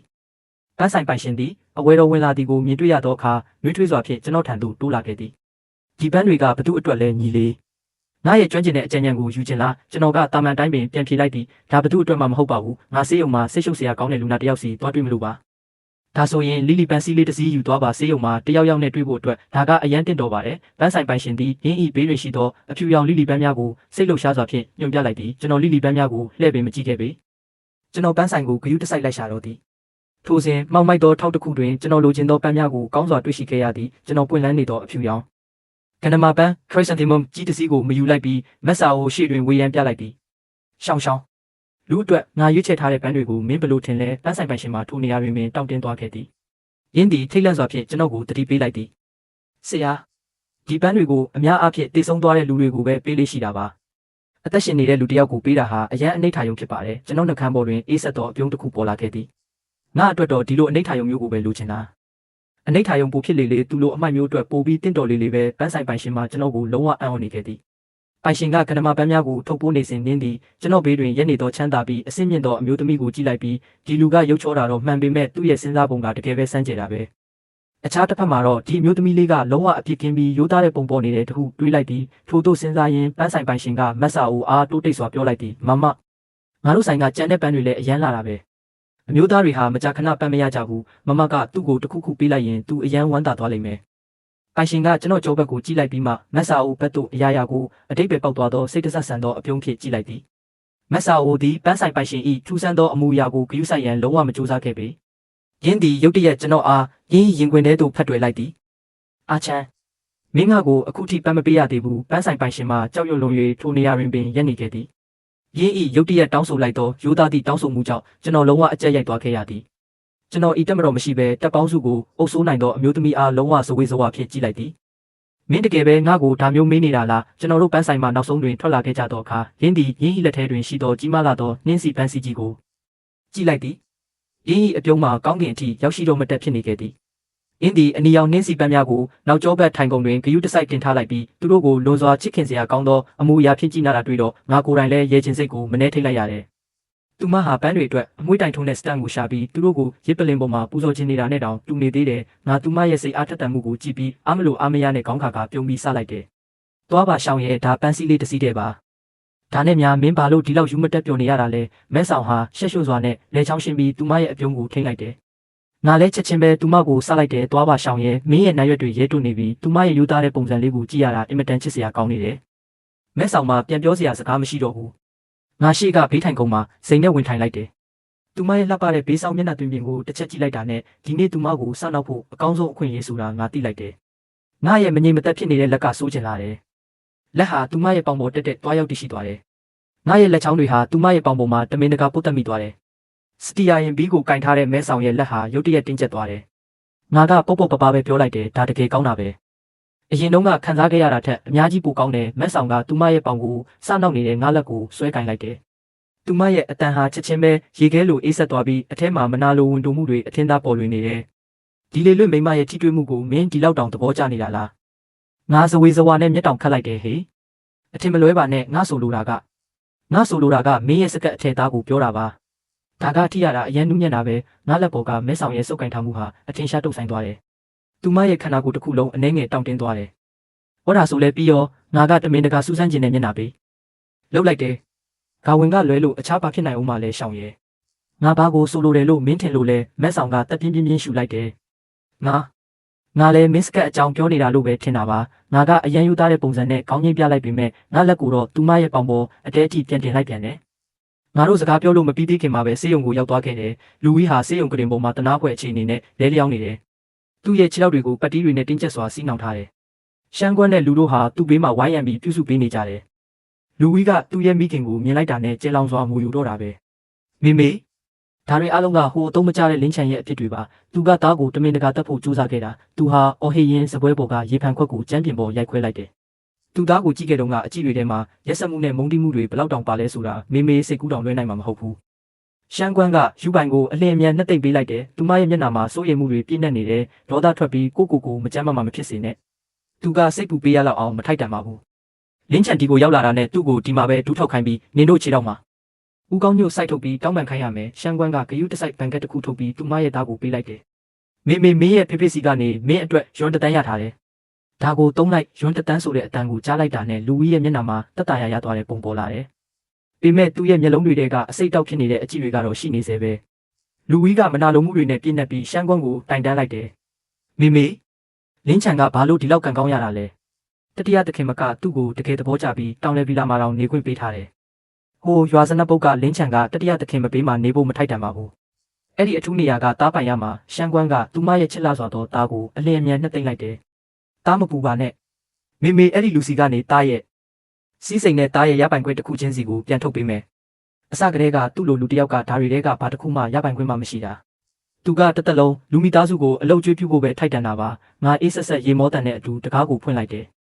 ဒါဆိုရင်လည်းမကြခင်ပဲပေါ့ဒါဆိုမစ္စလူရဲ့နှလုံးသားထဲမှာငါဟာအမြဲတမ်းအစီခံတယောက်ပဲဖြစ်ခဲ့တာပေါ့ရှမ်းကွန်းဟာအရှိန်ဟုန်နဲ့ဆဲဆိုနေတော့ရုတ်တရက်အထက်ကိုမောကြည့်လိုက်ပြီးငါနောက်မှာရက်နေတဲ့ရေခဲလိုလှပတဲ့အမျိုးသမီးကိုတွေးလိုက်ရတဲ့အခါသူမရဲ့အသိစိတ်တွေလွင့်စင်သွားတယ်သူမချက်ချင်းတိတ်ဆိတ်သွားတယ်သူမရဲ့အိုမင်းနေတဲ့မျက်နှာပေါ်မှာအင်မတန်ထူးဆန်းတဲ့အပြုံးတစ်ခုပေါ်လာအောင်ကြိုးစားလိုက်တယ်ချန်နေနောက်ဆုံးတော့ရောက်လာပြီပဲလာထိုင်သူမဟာထိတ်လန့်တကြားမက်ဆောင်ဘက်ကိုကြည့်လိုက်တယ်တတိယသခင်မအမလည်းထိုင်ပါငါချက်ချင်းပဲမယုံနိုင်တဲ့မျက်နှာပေးလှုပ်လိုက်တယ်မစ္စလူရဲ့နှလုံးသားထဲမှာမင်းကငါ့ကိုအမြဲတမ်းအစီခံတယောက်လိုမြင်ခဲ့မယ်လို့ငါဘယ်တော့မှမတွေးခဲ့ဘူးဒါကိုကြားရတာငါနှလုံးသားတကယ်ပဲကျိုးပဲသွားရပါတယ်ရှမ်းကွန်းကကြောက်လန့်တကြားနောက်ဆုတ်သွားပြီးဖြည်းဖြည်းချင်းရှင်းပြတော့တယ်ချန်နေလျှောက်တွေးနေတာပါမေကနင့်ကိုငါသားရင်းလို့အမြဲချစ်ခဲ့တာပါနင်နဲ့ယူပိုင်ကြားမှာဘာခြားနာချက်မှမရှိပါဘူးဒါဆိုရင်လေမစ္စလူဟာကဘာပေါ်မှာအမျှတဆုံးလူဖြစ်လိမ့်မယ်ဆိုတာငါသိတာပေါ့ငါအရန်လွယ်နဲ့လှည့်စားခံလိုက်ရတာကိုမြင်တော့ရှမ်းကွန်းကတိတ်တဆိတ်တက်ပြင်းချလိုက်တယ်ငါရဲ့ဆူရှာတဲ့မျက်လုံးတွေဟာစပွဲပေါ်ကဘန်ကက်ပေါ်မှာစိုက်ကြည့်နေမိတယ်ငါကစူးစမ်းခြင်းစိတ်ပေါ်လာသလိုဟန်ဆောင်ပြီးမေးလိုက်တယ်အကယ်၍မင်းကငါ့ကိုမင်းရဲ့သားလို့တတ်မှတ်ရင်ဘာလို့ယူပိုင်ကယွန်းတတန်းရပြီးငါကတော့ဘာမှမရတာလဲငါသူတို့ကိုနာကျင်နေတဲ့မျက်လုံးတွေနဲ့ကြည့်လိုက်တယ်ဒီလောက်နှစ်တွေကြာကြီးမင်းကြွေးကြော်လာခဲ့တဲ့ချစ်ချင်းမြတ်တာတွေဟာငါ့ကိုအယူလုပ်ဖို့တုံးခဲ့တဲ့လိမ်ညာမှုတွေပဲလားချမ်းကွန်းရဲ့မျက်လုံးတွေထဲမှာအောက်တန်းကျတဲ့အကြည့်တစ်ခုဖြတ်ပြေးသွားတယ်သူမဟာမတတ်မတာနဲ့သူမရဲ့လက်တွေကိုပုတ်တက်လိုက်တယ်ချမ်းမေကနင့်ကိုဘယ်လိုလုပ်လိမ့်ရမှာလဲခဏကြာရင်မေကိုယ်တိုင်နင့်ကိုဒီကပ်ပေးပါမယ်ကောင်းပြီငါရင်ထဲကနေအေးဆက်ဆက်ရေမောလိုက်တယ် ဒါဆိုရင်လည်းမင်းဒါကိုငါ့ကိုပေးမှာမဟုတ်ဘူးပေါ့အကယ်၍မင်းငါ့ကိုမိသားစုဝင်တယောက်လိုမတတ်မှတ်ရင်လည်းရပါတယ်ငါဒါကိုကျင့်သုံးနေတာကြားလာပြီးငါဝမ်းနည်းစွာနဲ့ခေါင်းငိမ့်လိုက်တယ်ငါနောက်မှာမဲဆောင်ရဲ့တရှိမှုဟာတဖြည်းဖြည်းအေးဆက်လာခဲ့တယ်ရှမ်းကွမ်းဘက်ကိုသူမရဲ့အကြည့်တွေဟာအင်မတန်ကြောက်စရာကောင်းတော့အောင်အေးဆက်နေတယ်ဒါကိုမြင်တော့လူဝီကဘန်ကတ်ကိုပို့ပြီးတင်းကျပ်စွာစုပ်ကင်လိုက်တယ်ယူပိုင်ဒါကိုလွှတ်လိုက်မဲဆောင်ရဲ့စိုက်ကြည့်နေတဲ့အကြည့်ကရှမ်းကွမ်းရဲ့ဝိညာဉ်အထိတုံ့လုံသွားစေခဲ့တယ်သူမဟာကိုအတင်းကျပ်ဖိအားပေးပြီးလူဝီရဲ့လက်ထက်ကကတ်ကိုလူယူကငါဘက်ကိုတိုးပေးလိုက်တယ်အားချမ်မေမေကတကယ်ပဲဘသူ့ကိုမှမျက်နှာသာပေးနေတာမဟုတ်ပါဘူးယူပိုင်ကပြင်းထန်စွာဒဏ်ရာရထားလို့မေမေကဒါကိုသူ့ကိုအရင်သုံးစီခြင်းယုံမှာခုမင်းအခုလိုချင်နေပြီဆိုတော့မေမေကမင်းကိုအရင်ပေးပါမယ်ငါဒီပြဆက်တေးသေးလေးကိုစိတ်ကုန်နေပြီပြင်ပလူတွေရှိနေချိန်တိုင်းသူမဟာအမြဲတမ်းချစ်စရာကောင်းတဲ့မိခင်နဲ့အနစ်နာခံတဲ့တားအဖြစ်အတူအယောင်ဟန်ဆောင်နိုင်ခဲ့တယ်ပေမဲ့ငါတို့လူအိမ်တော်ကိုပြန်ရောက်ပြီးတကားတွေပိတ်လိုက်တာနဲ့သူမဟာငါ့ကိုအသက်ရှူနေတဲ့လူတစ်ယောက်လိုဘယ်တော့မှမကြည့်ခဲ့ဘူးငါဘာခံစားချက်မှမရှိပဲလက်ကိုဆန့်ထုတ်ပြီးပါလွာတဲ့ဘန်ကတ်ကိုယူလိုက်တယ်အင်မတန်စမ်းကြဲတဲ့ကိစ္စပဲသူမကဒါဟာငါအတွက်လို့ပြောနေပေမဲ့သူမရဲ့လက်ချောင်းတွေကကက်ရဲ့ထောင်ကိုတင်းကျပ်စွာစုပ်ကင်ထားတော့မယ်ရှမ်းကွဲရဲ့မျက်လုံးတွေဟာကက်ကိုအပေါက်ဖြစ်သွားစေမတက်စိုက်ကြည့်နေတယ်ဒါဆိုရင်လည်းမင်းရဲ့ရဲရုံမှုအတွက်ကျေးဇူးတင်ပါတယ်မစ္စလူသူမရှိမှပဲငါကက်ကိုအိတ်ကက်ထဲထည့်လိုက်တယ်ဒီယွန်တတန်းဟာလူမိသားစုကိုအတော်လေးကြကြနာကျင်စေမှာပါရှမ်းကွဲနဲ့လူဝီတို့ရဲ့မျက်နှာပေါ်မှာရင်ကောင်မျိုးချလိုက်ရပြီးပြန်လဲအမထုတ်နိုင်တဲ့ပုံစံမျိုးပေါ်လာတာကိုငါမြင်ချင်ခဲ့တာငါထင်ထားတဲ့အတိုင်းပဲလူဝီဟာကရင်ပေါ်မှာလဲလျောင်းရင်ဒေါသတွေနဲ့တုံရင်နေတယ်သူ့ရဲ့လက်ချောင်းတွေဟာစောင်းကိုတင်းကျပ်စွာစုပ်ကင်ထားတယ်ငါကပေါ့ပေါ့ပပပဲသူ့ပေးမရှိတဲ့စစ်စစ်ချက်အစီရင်ခံစာကိုကောက်ယူလိုက်တယ်သူတို့သူ့ကိုဒီလောက်မြန်မြန်ဆေးရုံပို့ပေးခဲ့တာတကယ်ဝမ်းနည်းစရာပဲသူဟာတစ်သက်လုံးမတန်မစွမ်းဖြစ်မသွားခဲ့ဘူးအစီရင်ခံစာထဲမှာမပြင်းထန်တဲ့ဒဏ်ရာများလို့ရေးထားတာတွေ့တော့ငါစိတ်ပြတ်သွားတယ်သူဟာအယမ်းလွယ်လွယ်နဲ့လွတ်မြောက်သွားခဲ့တာ။အော်အချစ်ရဲ့ဒါမင်းရဲ့ဒဏ်ရာတွေကပြင်းထန်လို့လား။မင်းတစ်သက်လုံးကတင်ပေါ်မှာပဲနေရတော့မှလား။ငါတမင်တကာသူ့စီငုံကြည့်ပြီးစိုးရိမ်ဟန်ဆောင်လိုက်တယ်။လူဝီရဲ့မျက်နှာဟာဒေါသကြောင့်ချက်ချင်းပဲခရမ်းရောင်တန်းသွားတယ်။ဒါတွေအားလုံးအတွက်တာဝန်ရှိတဲ့ငါကဒီလောက်အထိတတိရှိသူ့စီလာပြီးသတင်းမေးလိုက်မယ်လို့သူတခါမှမတွေးဘူးခဲ့ဘူး။ဒါဟာသူ့ရဲ့ဒဏ်ရာပေါ်စားဖြန့်လိုက်တာနဲ့တူတူပဲ။ငါတကယ်ပဲသူ့ကိုဒေါသနဲ့တေးအောင်တတ်ဖို့ကြိုးစားနေတာ။အဲ့ဒီအချိန်မှာပဲမဲဆောင်ထွက်သွားတာနဲ့ငါရဲ့ခွန်အားလုံးကိုတုံးပြီးဟိုအတုံးမကျတဲ့လင်းချန်ရဲ့ဘဝကိုတိမ်မိတ်တောင်းရလောက်အောင်ခက်ခဲအောင်လုပ်ပြမယ်လို့သူတွေးလိုက်တယ်။ယူပိုင်ကြည့်ပါဦး။မင်းရဲ့အကိုကမင်းအတွက်ဒီပန်းတွေကိုအထူးသဖြင့်နေရာတော်တော်များများကိုတွားပြီးဝယ်လာပေးတာပါ။မင်းဒါတွေကိုဂယုတစိုက်တင်ထားတဲ့နဲ့လူဝီဟာတောက်ပြောင်တဲ့အဖြူရောင်စီစဝါပန်းတွေကိုမြင်လိုက်ရတဲ့အခါသူ့ရဲ့မျက်နှာဟာစက်ကူလိုဖြူလျှော့သွားတယ်။ငါရင်ထဲကနေရင်မောလိုက်တယ်။သူတို့ငါ့ကိုဒီလိုလုပ်ဖို့တတိရှိခဲ့တော့ငါအခုငါဘာမဆိုလုပ်ဖို့ဘာလို့ကြောက်ရမှာလဲ။ယူပိုင်ကတကယ်ပဲဒီပန်းတွေကိုပို့ပေးဖို့တတိရှိခဲ့တာပဲလူဝီကမျက်လုံးကျကျနဲ့ငါ့ကိုစိုက်ကြည့်လိုက်တယ်ပေမဲ့မဲဆောင်ရှိမှတော့သူတခုံးမှတော့မပြောရဲခဲ့ဘူးမဲဆောင်ကရှေ့ကိုတိုးလာခဲ့တယ်သူမရဲ့အကြည့်တွေဟာလူဝီပေါ်တက်တက်စိုက်ကျသွားတယ်သူမရဲ့အတန်ထဲမှာပါတဲ့အိတ်ဆက်မှုကပဲကြားရသူတိုင်းကိုတုံ့လုံသွားစေဖို့လုံလောက်နေတယ်အာချန်ကဒီပန်းတွေကိုကိုယ်တိုင်ဝယ်ခဲ့တာပါမင်းမကြိုက်ဘူးလားအာချန်ကမင်းအတွက်အထူးသဖြင့်ရွေးချယ်ပေးထားတဲ့လက်ဆောင်ပါမင်းမှာဒါတွေကိုမကြိုက်ရအောင်ဘာခွင့်ရရှိလို့လဲရှမ်းကွမ်းကကြောက်လန့်လုံးလို့ဖြူလျော့သွားတယ်သူမကအလင်းမြန်ကြားဖြတ်ပြောလိုက်တယ်မဟုတ်ပါဘူးအဲ့လိုမဟုတ်ပါဘူးယူပိုင်ကဒါကိုကြိုက်ပါတယ်အများကြီးကျေးဇူးတင်ပါတယ်အာချန်ဟာတာကတော့တကယ်ကိုတီးခံနိုင်စရာမရှိတော့ဘူးလူဝီဟာဒေါသတွေနဲ့တုံရင်နေတယ်ပေမဲ့တွားကြိတ်ပြီးစကားနှဲငယ်ပဲထွက်လာခဲ့တယ်ဒါဆိုရင်လည်းကျေးဇူးတင်ပါတယ်အကိုမင်းရဲ့ဒီကူညီမှုအတွက်ငါအေးဆက်တဲ့ခံစားချက်နဲ့ဒီနှစ်ယောက်ဟန်ဆောင်နေတာကိုကြည့်နေခဲ့တယ်ငါရဲ့မျက်လုံးတွေထဲမှာနှွေးထွေးမှုနည်းနည်းမှမရှိခဲ့ဘူးဒီကလေးစားချင်မှုတေးသေးလေးကဘာမှမဟုတ်သေးပါဘူးငါရဲ့အရင်ဘဝတုန်းကငါဟာမိပင်လေထဲမှာငါရဲ့မျက်နှာပျက်စီးခဲ့ရတယ်ပြီးတော့ပြင်းထန်တဲ့ကာမတော်တဆမှုကိုခံခဲ့ရတယ်နောက်ဆုံးမှာတော့ငါအတွက်တေးပေးဖို့အထိငါ့ကိုချစ်ခဲ့တဲ့အဲ့ဒီမိန်းမကိုပါငါနဲ့အတူဆွဲခေါ်သွားခဲ့ရတာငါဒီသွေးကြွေးကိုဘယ်တော့မှမေ့မှာမဟုတ်ဘူးငါရဲ့မျက်နှာဟာဖြည်းဖြည်းချင်းပိုပြီးတည်ငြိမ်လာပြီးအယမ်းကိုရက်ဆက်တဲ့ပုံစံဖြစ်လာခဲ့တယ်မဲဆောင်ကငါစီမှာတခုခုမှားယွင်းနေတာကိုချက်ချင်းခံစားလိုက်ရသလိုပဲသူမရှိကိုတိုးလာခဲ့တယ်သူမကဖြည်းဖြည်းချင်းပေမဲ့ခိုင်မာစွာနဲ့သူမရဲ့လက်ကိုငါလက်ထဲထည့်လိုက်တယ်သူမရဲ့နှွေးထွေးမှုကငါနှလုံးသားထဲကအမောင်ထုကိုချက်ချင်းမောင်းထုတ်လိုက်တယ်အဲ့ဒီအခါမှာပဲငါရဲ့အသိစိတ်ဟာဖြည်းဖြည်းချင်းငြိမ်သက်သွားခဲ့တယ်ငါမဲဆောင်ဘက်ကိုလှည့်ကြည့်လိုက်ရာသူမရဲ့မျက်လုံးတွေထဲမှာစိုးရိမ်မှုတွေပြည့်နေနေတာကိုတွေ့လိုက်ရပြီးအတင်းကျပ်ပြုံးပြလိုက်တယ်တိုးညင်းတဲ့အတန်နဲ့ငါသူမကိုပြောလိုက်တယ်ငါအဆင်ပြေပါတယ်ရှောင်းငါဒီမှာခဏလောက်တယောက်တည်းနေချင်သေးတယ်အချို့ကိုရေးကိုတာကိစ္စတွေကိုရှင်းစရာရှိသေးတယ်မင်းအရင်ဆုံးစေးရုံပြင်ပမှာသွားပြီးငါ့ကိုစောင့်နေပေးပါကောင်းပြီโอเคလူမိသားစုရဲ့ဒီကြွေးဟောင်းတွေကိုအာချန်ကိုယ်တိုင်ခြေဖြတ်မှပဲတကယ်စိတ်ကြည်နပ်မှုရလိမ့်မယ်သူမကခြေဖြားလေးထောက်ပြီးငါနာနာမှာတိုးတိုးလေးပြောလိုက်တယ်သူတို့ကိုမင်းကိုမတရားမလုပ်ပါစေနဲ့နည်းနည်းလေးမှမလုပ်ပါစေနဲ့ကြားလားငါသဘောတူတဲ့အနေနဲ့ကောင်းကြီးပြလိုက်တယ် မက်ဆောင်တကားပြင်ပသို့ထွက်သွားပြီးအခန်းထဲမှာငါတို့၃ယောက်ထဲကြံရစ်ခဲ့တဲ့အခါမှပဲရှမ်းကွန်းရဲ့အတုအယောင်မျက်နှာဖုံးဟာနောက်ဆုံးမှပျက်စီးသွားခဲ့တယ်လင်းချန်နင်းဟိုရွာစနပ်ပုတ်မြ мян အဲ့ဒီဘန်ကတ်ကိုယူပိုင်စီပြန်ပေးလိုက်ဒါကယူပိုင်တာနင်းလိုအမိုက်နဲ့ဒါကမထိုက်တန်ဘူးကျေးဇူးပြုပြီးဒေါသမထွက်ပါနဲ့ငါအကိုကဒါကိုငါစီကလူယူဖို့ဆိုလိုတာမဟုတ်ပါဘူးအကိုကျေးဇူးပြုပြီးဒါကိုအထင်မလွဲပါနဲ့ပါကဒီစီးပွားရေးသဘောတူညီချက်ကြီးကိုပြီးစီအောင်လုပ်ပြီးရင်မင်းကိုလည်းတုံးဖို့ပတ်စံအချို့တေချာပေါက်ပေးမှာပါသူကဒီစကားကိုကြီးမားတဲ့အလူရှင်ကြီးကငါ့ကိုအကူအညီပေးနေတယ်လို့လေတံနဲ့ပြောလိုက်တယ်ငါမထီမဲ့မြင်ပြုံးလိုက်တာကိုမထိန်နိုင်ခဲ့ဘူးငါရဲ့ချစ်လှစွာသောညီငယ်လေးရဲ့တရုပ်ဆောင်မှုဟာလွန်ခဲ့တဲ့10နှစ်ကတည်းကအလွန်ပင်ကျွမ်းကျင်ခဲ့တာပါဘလောက်တောင်တက်ရက်တဲ့ပြဆက်လဲငါရဲ့ဒီပုံမှန်မဟုတ်တဲ့စွတ်တရုပ်လုံးမှုနဲ့သူတို့စကားကိုနားထောင်ဖို့မပြင်ဆင်ထားတာကိုမြင်တော့လူဝီဟာနောက်ဆုံးမှသူ့ရဲ့မငြိမ်မသက်မှုကိုမထိန်နိုင်တော့ဘူးအကိုမေကိုဒေါသမထွက်စေပါနဲ့တော့မြ мян ငါကက်ကိုပြန်ပေးပါအကယ်၍သူတို့ကဒီကက်ကိုပြန်ယူနိုင်တယ်လို့ထင်ရင်သူတို့အိမ်မက်နေကြတာပဲငါသူတို့ရဲ့လောဘကြီးပြီးစိတ်မရှိတဲ့မျက်နှာတွေကိုကြည့်ပြီးရင်ထဲကနေတယော်လိုက်တယ်ဒီနေ့ငါဒီမိခင်နဲ့သားကိုဒီကက်တစ်ခုလေးနဲ့ဒုက္ခရောက်အောင်လုပ်ဖြစ်မယ်ခုနတင်ပဲတတိယသခင်မကဒီကက်ကိုငါလက်ထဲမှာကိုယ်တိုင်တွေ့သွားခဲ့တာပါအကယ်၍ငါဒါကိုအခုမင်းကိုပြန်ပေးလိုက်လို့နောက်မှတတိယသခင်မကဒါဘာဖြစ်သွားလဲလို့မေးရင်ငါဘာပြန်ဖြေရမလဲရှမ်းကွန်းဟာဒါကိုကြားပြီးအချိန်တော်ကြာအောင်တခုံးမှမပြောနိုင်ခဲ့ဘူးသူမဟာသွားကြည့်ပြီးသူမရဲ့ဒေါသကိုမျိုးသိပ်ယုံပဲတက်နိုင်ခဲ့တယ်သူမမှာငါ့ကိုပတ်စံတင်ထားခွင့်ပေးတာမှလွယ်လို့အခြားနည်းလည်းမရှိခဲ့ဘူးသူမကအတင်းကျပ်ခေါင်းစဉ်ပြောင်းလိုက်ပြီးရန်လိုတဲ့လေတံနဲ့ငါ့ကိုဆက်လက်စစ်ဆေးမိမြန်တော့တယ်ယူပိုင်ရဲ့ခြေထောက်တန်ရာကတေချာပေါက်နဲ့အဖြစ်ပဲနင်းအရက်ဆက်ဆုံးကောင်ဆိုနင်းဘလို့များတတိရှိလို့ငါရဲ့ချစ်လှစွာသောတာကိုဒဏ်ရာရအောင်လုပ်ရတာလဲငါသူမရဲ့ပျက်စီးနေတဲ့မျက်နှာကိုကြည့်ဖို့တောင်မကြိုးစားချင်တော့ဘူးငါကပုတ်ပုတ်ပပပဲဂရင်ဘော်ကလူကိုပုတ်ပေးလိုက်တယ်ယူပိုင်မင်းတောင်ကုန်းပီလာမှာနေဖို့ဒီလောက်တောင်ပြင်းပြင်းထန်ထန်မတောင့်တခဲ့ဘူးလားလူယူပိုင်ဟာဒေါသကြောင့်တုံရင်သွားခဲ့တယ်အကယ်၍မင်းငါကိုကူညီနေတယ်ဆိုရင်တတိယသခင်မကဘာလို့ငါကိုအဲ့ဒီမှာနေခွင့်မပေးတာလဲငါသူ့ကိုအေးဆက်တဲ့မျက်လုံးနဲ့ကြည့်လိုက်တယ်ဘာလို့လဲဆိုတော့တတိယသခင်မကမင်းကိုနှလုံးသားထဲကနေမုန်းနေလို့ပါ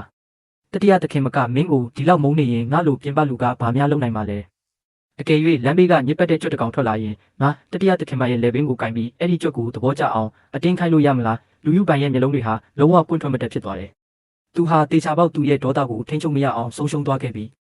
ရှမ်းကွန်းကသူမရဲ့ချစ်လှစွာသောတာကိုဒီလောက်အဆက်ကွဲခံရတာကိုမြင်လိုက်ရတာနဲ့သူမဟာချက်ချင်းပဲခွေးယူတကောင်လိုအော်ဟစ်တော့တယ်ဘာပဲဖြစ်ဖြစ်ယူပိုင်ဒဏ်ရာရတာကနင့်အဖြစ်ပဲအခုဒူးထောက်ပြီးတောင်းပန်လိုက်သူမဟာပြင်းထန်စွာဆဲဆိုရင်ငါ့ကိုကြမ်းပြင်ပေါ်လဲကျအောင်ရိုက်ချဖို့ကြိုးစားလိုက်တယ်သူမရဲ့ညစ်ပတ်တဲ့လက်ကငါ့ကိုထိတော့မဲ့အချိန်မှာပဲငါသူမရဲ့လက်ကိုအနောက်ဘက်ကနေတောက်ခတ်လိုက်ပြီးအဝေးကိုလွှင့်ပစ်လိုက်တယ်သူမရဲ့ခန္ဓာကိုယ်တစ်ခုလုံး9မီတာကွာကိုလွှင့်ထွက်သွားခဲ့တယ်ဒါကိုမြင်တော့လူဝီကလည်းမထူမပါပတ်တီးတွေစီးထားတဲ့အဲ့ဒီကျိုးနေတဲ့ခြေထောက်ကိုအားပြုပြီးငါ့ကိုတိုက်ခိုက်ဖို့ကြိုးစားခဲ့တယ်ပေမဲ့သူငါ့ကိုမထိမိမှာပဲငါသူ့ရဲ့လက်မောင်းကိုတင်းကျပ်စွာဆုပ်ကင်လိုက်တယ်မင်းဒီလောက်တောင်ပြဆက်ကြည့်ချင်နေမှာတော့ဒူးထောက်ပြီးတောင်းပန်လိုက်ပါငါမင်းကိုပြဆက်တပွဲပေးမယ်ငါဖြည်းဖြည်းချင်းအောက်ကိုငုံလိုက်တယ်လူဝီဒီလောက်မြင်မလုပ်ပါနဲ့မင်းငါပေါ်မှာတင်ထားတဲ့ကြွေးတွေကတစ်ချိန်တည်းနဲ့မဆက်နိုင်ပါဘူးနောက်ဆုံးမှာတော့ငါအဲ့ဒီအသက်ရှူရချက်တဲ့ဆေးရုံခန်းထဲကနေထွက်လာခဲ့ပြီးငိမ့်သက်စွာနဲ့အပြင်ဘက်ကိုလှမ်းလျှောက်လာခဲ့တယ်မက်ဆောင်ကကားပေးမှာရက်နေပြီးမျက်တောင်မခတ်ပဲအဝင်ထွက်လုပ်နေတဲ့လူတိုင်းကိုကြည့်နေတယ်အထဲမှာရှိနေတော့အဲ့ဒီလူတွေငါ့ကိုမတရားမလုပ်ကြပါစေနဲ့လို့သူမဟုတ်အကယ်၍သူမအကြည့်လွှဲလိုက်ရင်ငါဘာမှမပြောဘဲပျောက်ကွယ်သွားမလားဆိုပြီးသူမကြောက်နေတာကိုငါသိတယ်ဒီလောက်ကြာစောင့်ဆိုင်းခဲ့ရပြီးတဲ့နောက်ဆုံးမှာတော့သူမငါ့ကိုအဝင်ဝမှာတွေးလိုက်ရတယ်သူမရဲ့လေဘင်းမှာတဆုပ်နေတဲ့နှလုံးသားဟာနောက်ဆုံးတော့သူ့နေရာသူပြန်ရောက်သွားခဲ့တယ်သူမကထိတ်လန့်တကြားငါ့ကိုခေါင်းစာချေဆုံးဂယုတစိုက်စစ်ဆေးလိုက်တယ်ငါချက်ချင်းပဲသူမရဲ့ပကုံးတွေပတ်လဲမှာလက်မောင်းကိုလှမ်းဖက်လိုက်တယ်စိတ်မပူပါနဲ့ငါဘာမှဒဏ်ရာမရပါဘူး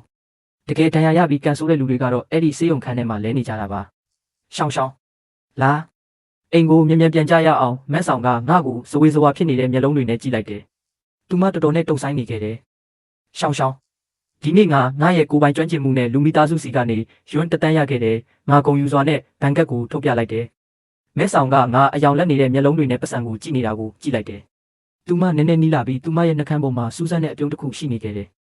မင်းတကယ်ပဲကဘာပဟိုပြုပစ္စည်းတွေကိုဒီလောက်တောင်သဘောကျတာလားငါရဲ့ပထမဆုံးစိတ်ဆန္ဒကကောင်းငိမ့်ပြဖို့ပဲဘသူကပတ်စံတွေအများကြီးရှိတာကိုညင်းပါလေပိုများလေပိုကောင်းလေပဲတေချာတာပေါ့ပေမဲ့အဲ့ဒီနောက်ငါတွေးလိုက်မိတယ်ဒါကိုဓာတ်ရိုက်ဝင်ခံလိုက်တာကအယမ်းမထက်မြက်ဘူးလို့ထင်ရတယ်ဒါကြောင့်ငါအလင်းမြန်ငါရဲ့နှကမ်းတွေကိုဆေးလိုက်ပြီးပုံမိုတန့်စင်တဲ့စင်ကြီးတစ်ခုကိုရွေးချယ်လိုက်တယ်တကယ်တော့ငါကပတ်စံကိုဒီလောက်လောဘကြီးတာမဟုတ်ပါဘူးငါအိမ်ချီရမဲ့ပတ်စံတွေကိုနှွေးထွေးတဲ့အိမ်လေးတစ်လုံးပေးချင်ရုံမှာငါသူမကိုစီးရီးယပ်ဖြစ်နေတဲ့မျက်နှာပေးနဲ့ကြည့်လိုက်တယ်မဲဆောင်ကမပြုံးပဲမနေနိုင်ခဲ့ဘူးသူမတကယ်ပဲဒီအကြောင်းကိုစတင်တွေးတောနေခဲ့တယ် ဘာလို့လဲဆိုတော့အာချန်ကပတ်စံကိုဒီလောက်သဘောကျပြီးငါကလည်းတိုက်ဆိုင်စွာနဲ့နိုင်ငံတနိုင်ငံထက်တောင်ပိုပြီးချမ်းသာနေတော့အာချန်ကငါ့ကိုပါနည်းနည်းပိုပြီးချစ်လာမှာလားဒါကငါတို့တယောက်နဲ့တယောက်အတွက်ဖန်တီးထားတာလို့ဆိုလိုတာလား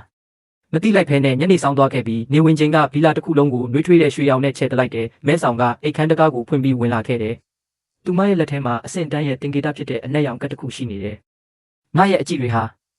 ချက်ချင်းပဲအဲ့ဒီအနက်ရောင်ရင်းရင်းကတ်ပေါ်သို့ကြားရောက်သွားတယ်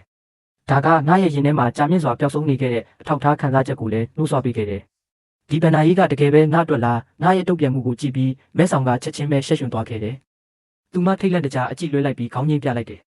ပြီးတော့လုံးဝရှက်သွေးဖြန်းပြီးကတင်ဘေးမှာထိုင်လိုက်တယ်ငါချက်ချင်းပဲသူမဘေးမှာထိုင်လိုက်ပြီးသူမကိုငါရဲ့ရင်ခွင်ထဲအတင်းဆွဲဖက်လိုက်တယ်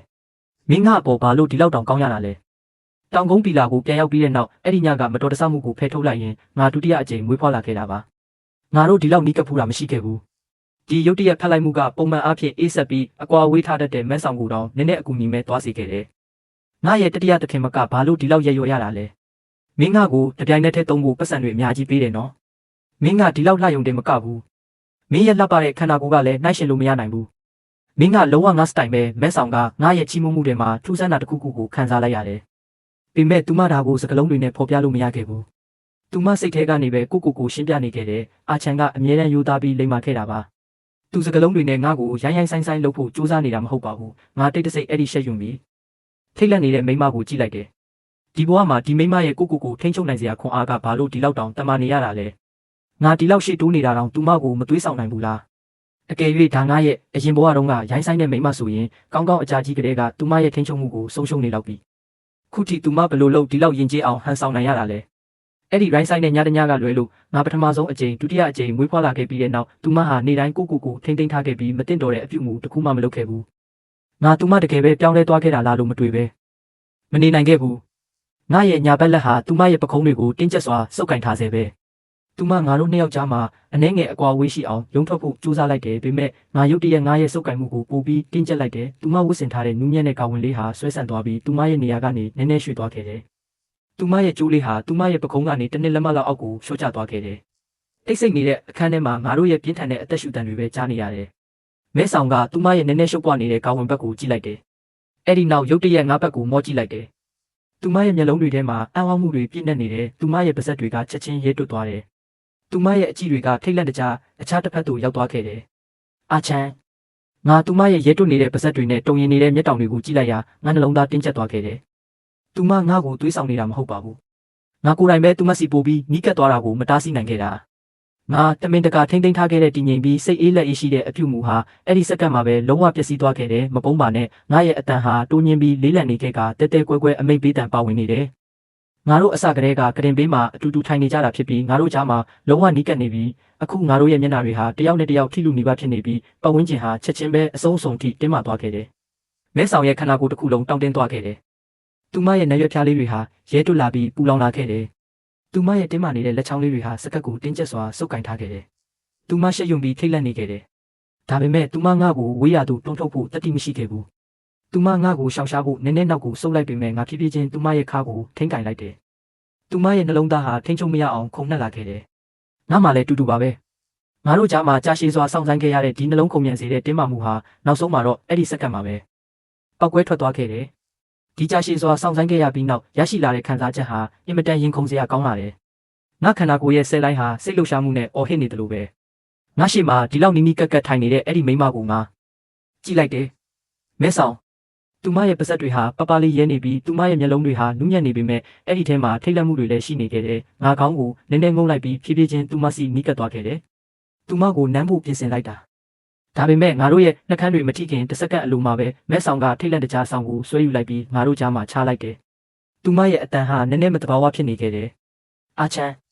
မင်းဘာလို့အိတ်တင်တာလဲသူမရက်လိုက်တယ်ငါသိတယ်မင်းအခုအဲ့ဒါကိုမလို့ချင်ပါဘူးငါမျက်လုံးတွေချက်ချင်းပွင့်သွားခဲ့တယ်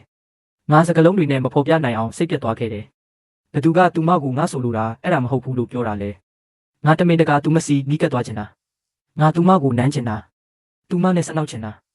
ငါမဲဆောင်ထားပြီးရေချိုးကမ်းဘက်ကိုရှောက်သွားတာကိုကြည့်နေခဲ့တယ်သူမကိုဆွဲဆောင်ဖို့ငါရဲ့မအောင်မြင်တဲ့ကြိုးစားမှုအပေါ်ငါမျက်လုံးတွေစိတ်ပြတ်မှုတွေနဲ့ပြည့်နေသွားခဲ့တယ်ငါဒါကိုအချိန်ကြာကြီးတိဆောက်ခဲ့တာကိုသူမကတဖန်ငါကိုတားဆီးလိုက်ပြန်ပြီးဒါကငါကိုယူသွစီခဲ့တယ်မဲဆောင်ရေချိုးခန်းထဲဝင်သွားခဲ့တယ် သူမပူလောင်နေတဲ့ပါဇက်တွေနဲ့နည်းနည်းရှုပ်ပွားနေတဲ့ကာဝင်ဘက်ကိုကြည့်လိုက်ပြီးမျက်ခုံးလေးတွေကိုဖြည်းဖြည်းချင်းဆွဲကပ်လိုက်တယ်။အာချန်ကငါစီနည်းနည်းလေးနီးလာယုံနဲ့ငါနှလုံးသားကအစကတည်းကထိန်းချုပ်မရအောင်ဖြစ်သွားခဲ့တာ။ငါဘယ်တော့မှအာချန်ကိုမငင်းဆန်နိုင်ခဲ့ဘူး။အာချန်ကအရင်တုန်းကငါ့ကိုအေးဆက်နေချိန်မှတော့ငါအဲ့ဒီတုန်းကသူ့စီကိုအတိုင်းအဆမရှိဆွဲဆောင်ခံခဲ့ရတာ။ခုတော့သူ့နှလုံးသားထဲမှာငါလုံးဝကိန်းဝတ်နေပြီးအခုလေးတင်ဖြစ်ပျက်ခဲ့တာကိုတတိယရင်မဲဆောင်ရဲ့ရဲတွတ်နေတဲ့နှက်ခမ်းလေးတွေဟာအလိုလိုပြုံးပြောင်တန်းသွားခဲ့တယ်။သူမရေချိုးခန်းထဲကထွက်လာတဲ့အခါသူမရဲ့ပုံမှန်အေးဆက်ပြီးအကွာဝေးထားတတ်တဲ့ပုံစံတို့ပြန်ရောက်သွားခဲ့ပြီးသူမစောင်းအောက်ထဲဝင်လိုက်တာနဲ့ငါချက်ချင်းပဲသူမဘက်လှည့်ပြီးသူမကိုငါရဲ့ရင်ခွင်ထဲလုံခြုံစွာဆွဲသွင်းလိုက်တယ်။ငါရဲ့ရင်ဘက်ဟာသူမရဲ့ကြောဘက်မှာကပ်နေခဲ့တယ်။ငါရဲ့လက်မောင်းဟာတဘာဝအတိုင်းသူမရဲ့ခါပတ်လည်မှာလှည့်ပတ်သွားခဲ့တယ်။တစ်ချိန်ချိန်မှာငါသူမရဲ့ရင်ခွင်ထဲမှာအိပ်ပျော်ရတာကိုအကျင့်ဖြစ်သွားခဲ့တယ်။သူမစီမှာရှိနေမှပဲငါအတွက်စိတ်ငြိမ်းချမ်းမှုကိုခံစားရတာပါ။ငါအရင်တုန်းကဘသူ့ကိုမှဒီလိုမျိုးမိခိုးခဲ့ဘူးတာမရှိဘူး။ပေမဲ့အခုတော့ငါသူမကိုစုပ်ကင်ထားခြင်းပြီးဘယ်တော့မှမလွတ်ချင်တော့ဘူးမဲဆောင်ရဲ့ခန္ဓာကိုယ်ဟာနည်းနည်းတောင့်တင်းသွားခဲ့တယ်။အဲ့ဒီနောက်ဖြည်းဖြည်းချင်းပြေလျှော့သွားခဲ့တယ်။သူမကငါ့ကိုစုပ်ကင်ထားခွင့်ပေးခဲ့ပြီးငါရဲ့လက်မောင်းကိုဖြည်းဖြည်းချင်းပုတ်ပေးခဲ့တယ်။အဲ့ဒီနောက်သူမတိုးညင်းတဲ့အတန်နဲ့ပြောလိုက်ရာအဲ့ဒီထဲမှာပိုင်ဆိုင်လိုစိတ်တွေတဲတဲကွဲကွဲပါဝင်နေခဲ့တယ်။အာချန်မင်းငါကိုစွန့်ခွာဖို့ဘယ်တော့မှမတွေးတာပိုကောင်းလိမ့်မယ်။နောက်တစ်နေ့မှာတူတောင်းတဲ့အကြောင်းကြားစာအတန်တစ်ခုကငါ့ကိုနှိုးလိုက်တယ်။ငါစီစာတစ်ဆောင်ရောက်လာခဲ့တယ်။အာချန်ငါမင်းကိုအယမ်းလွမ်းနေတယ်။ငါဒါဟာ AS ဂျုံဂျုံဆိုတာတွေးလိုက်ရတယ်။ငါမျက်ခုံးဆွဲလိုက်တယ်။ဒါဟာအဲ့ဒီအောက်တန်းကြတဲ့မိမရဲ့စာပဲ။အာချန်မကြောက်ပါနဲ့။ငါမင်းကိုတေချာပေါက်ကဲထုတ်ပေးပါမယ်။မဲဆောင်ကမိစ္ဆာတကောင်ပါ။ငါတို့သူမစီကနေထွက်ပြေးကြမယ်။ငါမတီမဲ့မြင်ပြုံးလိုက်တယ်။အဲ့ဒီအောက်တန်းကြတဲ့မိမဟာသူမကငါအကြောင်းအယမ်းစိုးရိမ်နေတယ်လို့ဟန်ဆောင်နေတာ။ပေမဲ့သူမဟာလွန်ခဲ့တဲ့အကြာကြီးကလေးကလူယူပိုင်နဲ့ပူပေါင်းပြီးစကားတွေပြောနေခဲ့တာပါ။အဲ့ဒီနောက်သူမစာထပ်ပို့လာခဲ့တဲ့ဒီနေ့ည၄စိမ့်မှာငါ့ကိုစောင့်နေပါ။ငါမင်းကိုဝန်ကနေထွက်သွားအောင်ခေါ်ထုတ်သွားမယ်။အဲ့ဒီမိစ္ဆာမှာမဲဆောင်တဲ့ဝေးရကိုအဲ့ဒီနောက်ဆုံးစာကိုမြင်လိုက်တာနဲ့မှအဲ့ဒီအောက်တန်းကြတဲ့မိမနဲ့ဆက်သွယ်နိုင်တဲ့လမ်းကြောင်းတိုင်းကိုပိတ်ဆို့လိုက်တယ်။ငါအခုဂျုံဂျုံနဲ့မဖြေရှင်းနိုင်သေးဘူး။တတိယသခင်မကအခုထိငါ့ကိုလုံးဝမယုံကြည်သေးဘူး။အကယ်၍ငါအခုအဲ့ဒီအောက်တန်းကြတဲ့မိမနဲ့တွေ့ရင်သူမဒေါသထွက်သွားလိမ့်မယ်။ငါမဲဆောင်ကိုနောက်တစ်ချိန်ဘယ်တော့မှစိတ်တက်မကြစေချင်တော့ဘူး။ငါမဲဆောင်ကိုဖုံးဆက်လိုက်တယ်။ငါသူမရဲ့အတန်ကိုကြားချင်လို့စိတ်အားထက်သန်နေခဲ့တာအစည်းအဝေးခန်းထဲမှာရုတ်တရက်ဖုန်းမြည်တန်ထွက်ပေါ်လာပြီးတင်းမာနေတဲ့ပတ်ဝန်းကျင်ဟာပျက်စီးသွားခဲ့တယ်။တတိယသခင်မဒါမင်းရဲ့ဖုန်းပါအကူကခရုတစိုက်ပြောလိုက်တယ်မဲဆောင်ကအစည်းအဝေးအလယ်မှာထိုင်နေပြီးအနှစ်ချုပ်ပြောပြနေတာပါသူမရဲ့ဖုန်းဟာသူမရဲ့အကူလက်ထဲမှာရှိနေခဲ့တာဖုန်းချလိုက်မဲဆောင်ကအကူကိုစိတ်မရှိတဲ့အကြည့်နဲ့ကြည့်လိုက်တယ်ဒါမစ္စတာလင်းချန်ရဲ့ဖုန်းပါတတိယသခင်မမင်းသူ့ဖုန်းကိုကင်ချင်ပါသလားအကူကဖုန်းကိုသူမဘက်တိုးပေးလိုက်တယ်မဲဆောင်ကဖုန်းကိုယူလိုက်တယ်ရှောင်းမင်းအလုပ်ရှုပ်နေတာလားငါမင်းကိုနှောက်ယှက်မိသွားတာလားအဲ့ဒီမှာမင်းနဲ့အတူအခြားသူတယောက်ယောက်ရှိနေတာလားဟုတ်လားငါတမင်တကာတိုးညင်းတဲ့အတန်နဲ့မေးလိုက်တယ်ရှေ့ရရှင်များအားလုံးကရင်ထဲကနေတွေးလိုက်ကြတယ်ငါတို့ကလူတွေမဟုတ်ဘူးလားဒါကငါ့ကိုပို့ပြီးပွန့်ပွန့်လင်းလင်းပြောဆိုဖို့အခွင့်အရေးရစေခဲ့တယ်ငါမင်းကိုအခုအရန်လွမ်းနေတယ်ငါဒါကိုအခုတစ်ခုနဲ့အစားထိုးလိုက်မယ်နောက်မှသွားပြီးမင်းအတွက်ဝယ်ပေးမယ်မဲဆောင်ကပြန်လဲပြီးအသာစီးရထားတဲ့အတန်လေးထုတ်လိုက်တယ်ငါကုန်းတိုက်ထဲကနေဈေးဝယ်အိတ်တွေကိုကင်ပြီးထွက်လာတာနဲ့သူမရဲ့နှက်ခမ်းတောက်လေးတွေဟာမတိမတာမိုးတက်သွားခဲ့တယ်အဲ့ဒီအချိန်မှာပဲလူတစ်ယောက်ကရုတ်တရက်ငါစီကိုပြေးဝင်လာခဲ့တယ်အာချန်ငါနောက်ဆုံးတော့မင်းကိုတွေးလိုက်ရပြီးဂျုံဂျုံကငါရဲ့ရင်ခွင်ထဲလဲကျလာခဲ့တယ်ပေမဲ့ငါချက်ချင်းပဲသူမကိုဝေးရသူတွန်းထုတ်လိုက်တယ်ဂျုံဂျုံငါကိုလာမထိနဲ့ငါတက်ပြင်းပြင်းရှူလိုက်ပြီးငါနှလုံးသားထဲမှာထွက်ပေါ်လာတဲ့မုန်းတီးမှုကိုမနှဲထိန်ချုပ်လိုက်ရတယ်မဟုတ်ရင်ငါအဲ့ဒီအောက်တန်းကျတဲ့မိန်းမကိုဒီမှာပဲလူအများရှိမှအဆုံးစီရင်လိုက်ရမှာကြောက်မိတယ်ဂျုံဂျုံကချက်ချင်းပဲစိတ်တူသွားခဲ့တယ်လင်းချန်ငါမှစိတ်ရှိမှုရှိနေတဲ့၍မင်းပြဆက်တွေအများကြီးမလုပ်ခဲ့ဘူးလားအခုငါနဲ့လိုက်ခဲ့ငါမင်းကိုမဲဆောင်စီကနေကဲထုတ်ပေးမယ်ငါမျက်ခုံးဆွဲလိုက်တယ်ငါဘာလို့မဲဆောင်စီကနေထွက်ပြေးချင်ရမှာလဲသူမကငါအပေါ်ဒီလောက်ကောင်းကောင်းဆက်ဆံပေးတာငါအမြဲတမ်းသူမနဲ့အတူရှိနေတင်တယ်ဂျုံဂျုံကမာနထူစွာပြောလိုက်တယ်လင်းချန်မင်းမေ့သွားပြီလားသူမမင်းကိုအကျဉ်းချထားတာကိုဒီကဘာပေါ်မှာငါတယောက်တည်းပဲမင်းကိုတကယ်ချစ်တာပါငါသူမကိုအမိုက်တစုံလို့ကြည့်လိုက်ပြီးမထီမဲ့မြင်အကြည့်တစ်ခုပေးလိုက်တယ်မင်းငါရဲ့ညီငယ်လေးနဲ့အတူအိတ်မနေဘူးလားငါရှိကနေထွက်သွားစမ်းပါမင်းငါကိုရိုးရှာစေတယ်အဲ့ဒီအောက်တန်းကျတဲ့မိန်းမဟာထိတ်လန့်သွားခဲ့တယ်ယူပိုင်နဲ့ငါကြားမှာဘာမှမရှိခဲ့ပါဘူးအကယ်၍မင်းဒီစကားကိုပြန်မဆရင်ငါတကယ်ဒေါသထွက်တော်မယ်ဂျုံဂျုံကဆက်ပြောလိုက်တယ်ငါနဲ့အတူကလေးဆန်တဲ့ဒေါသတွေကိုမပြပါနဲ့ငါမင်းနဲ့အတူရှိပေးဖို့ပြင်ဆင်ထားတာကပဲမင်းရဲ့ဘဝမှာအကြီးမားဆုံးကောင်းချီးတစ်ခုပါမင်းမိသားစုရဲ့ပတ်စံအချို့ကိုမင်းနဲ့အတူယူလာခဲ့ပြီးတော့ငါတို့လေရင်လက်မှတ်ဝယ်ပြီးဒီနေ့ညပဲထွက်သွားကြမယ်ငါတွေးထားခဲ့တယ်လို့ပဲအဲ့ဒီအောက်တန်းကျတဲ့မိန်းမရဲ့အစ်စ်အမှန်တဘာဝဟာဖြည်းဖြည်းချင်းထွက်ပေါ်လာခဲ့ပြီငါရှာတက်လိုက်တယ်ငါဘာလုပ်ရမလဲငါတကယ်ပဲမင်းကိုပါရိုက်ချင်တဲ့စိတ်တွေပေါ်လာပြီးမင်းမဲဆောင်ကစိတ်ပိုင်းဆိုင်ရာပုံမှန်မဟုတ်ဘူးဆိုတာသိရလား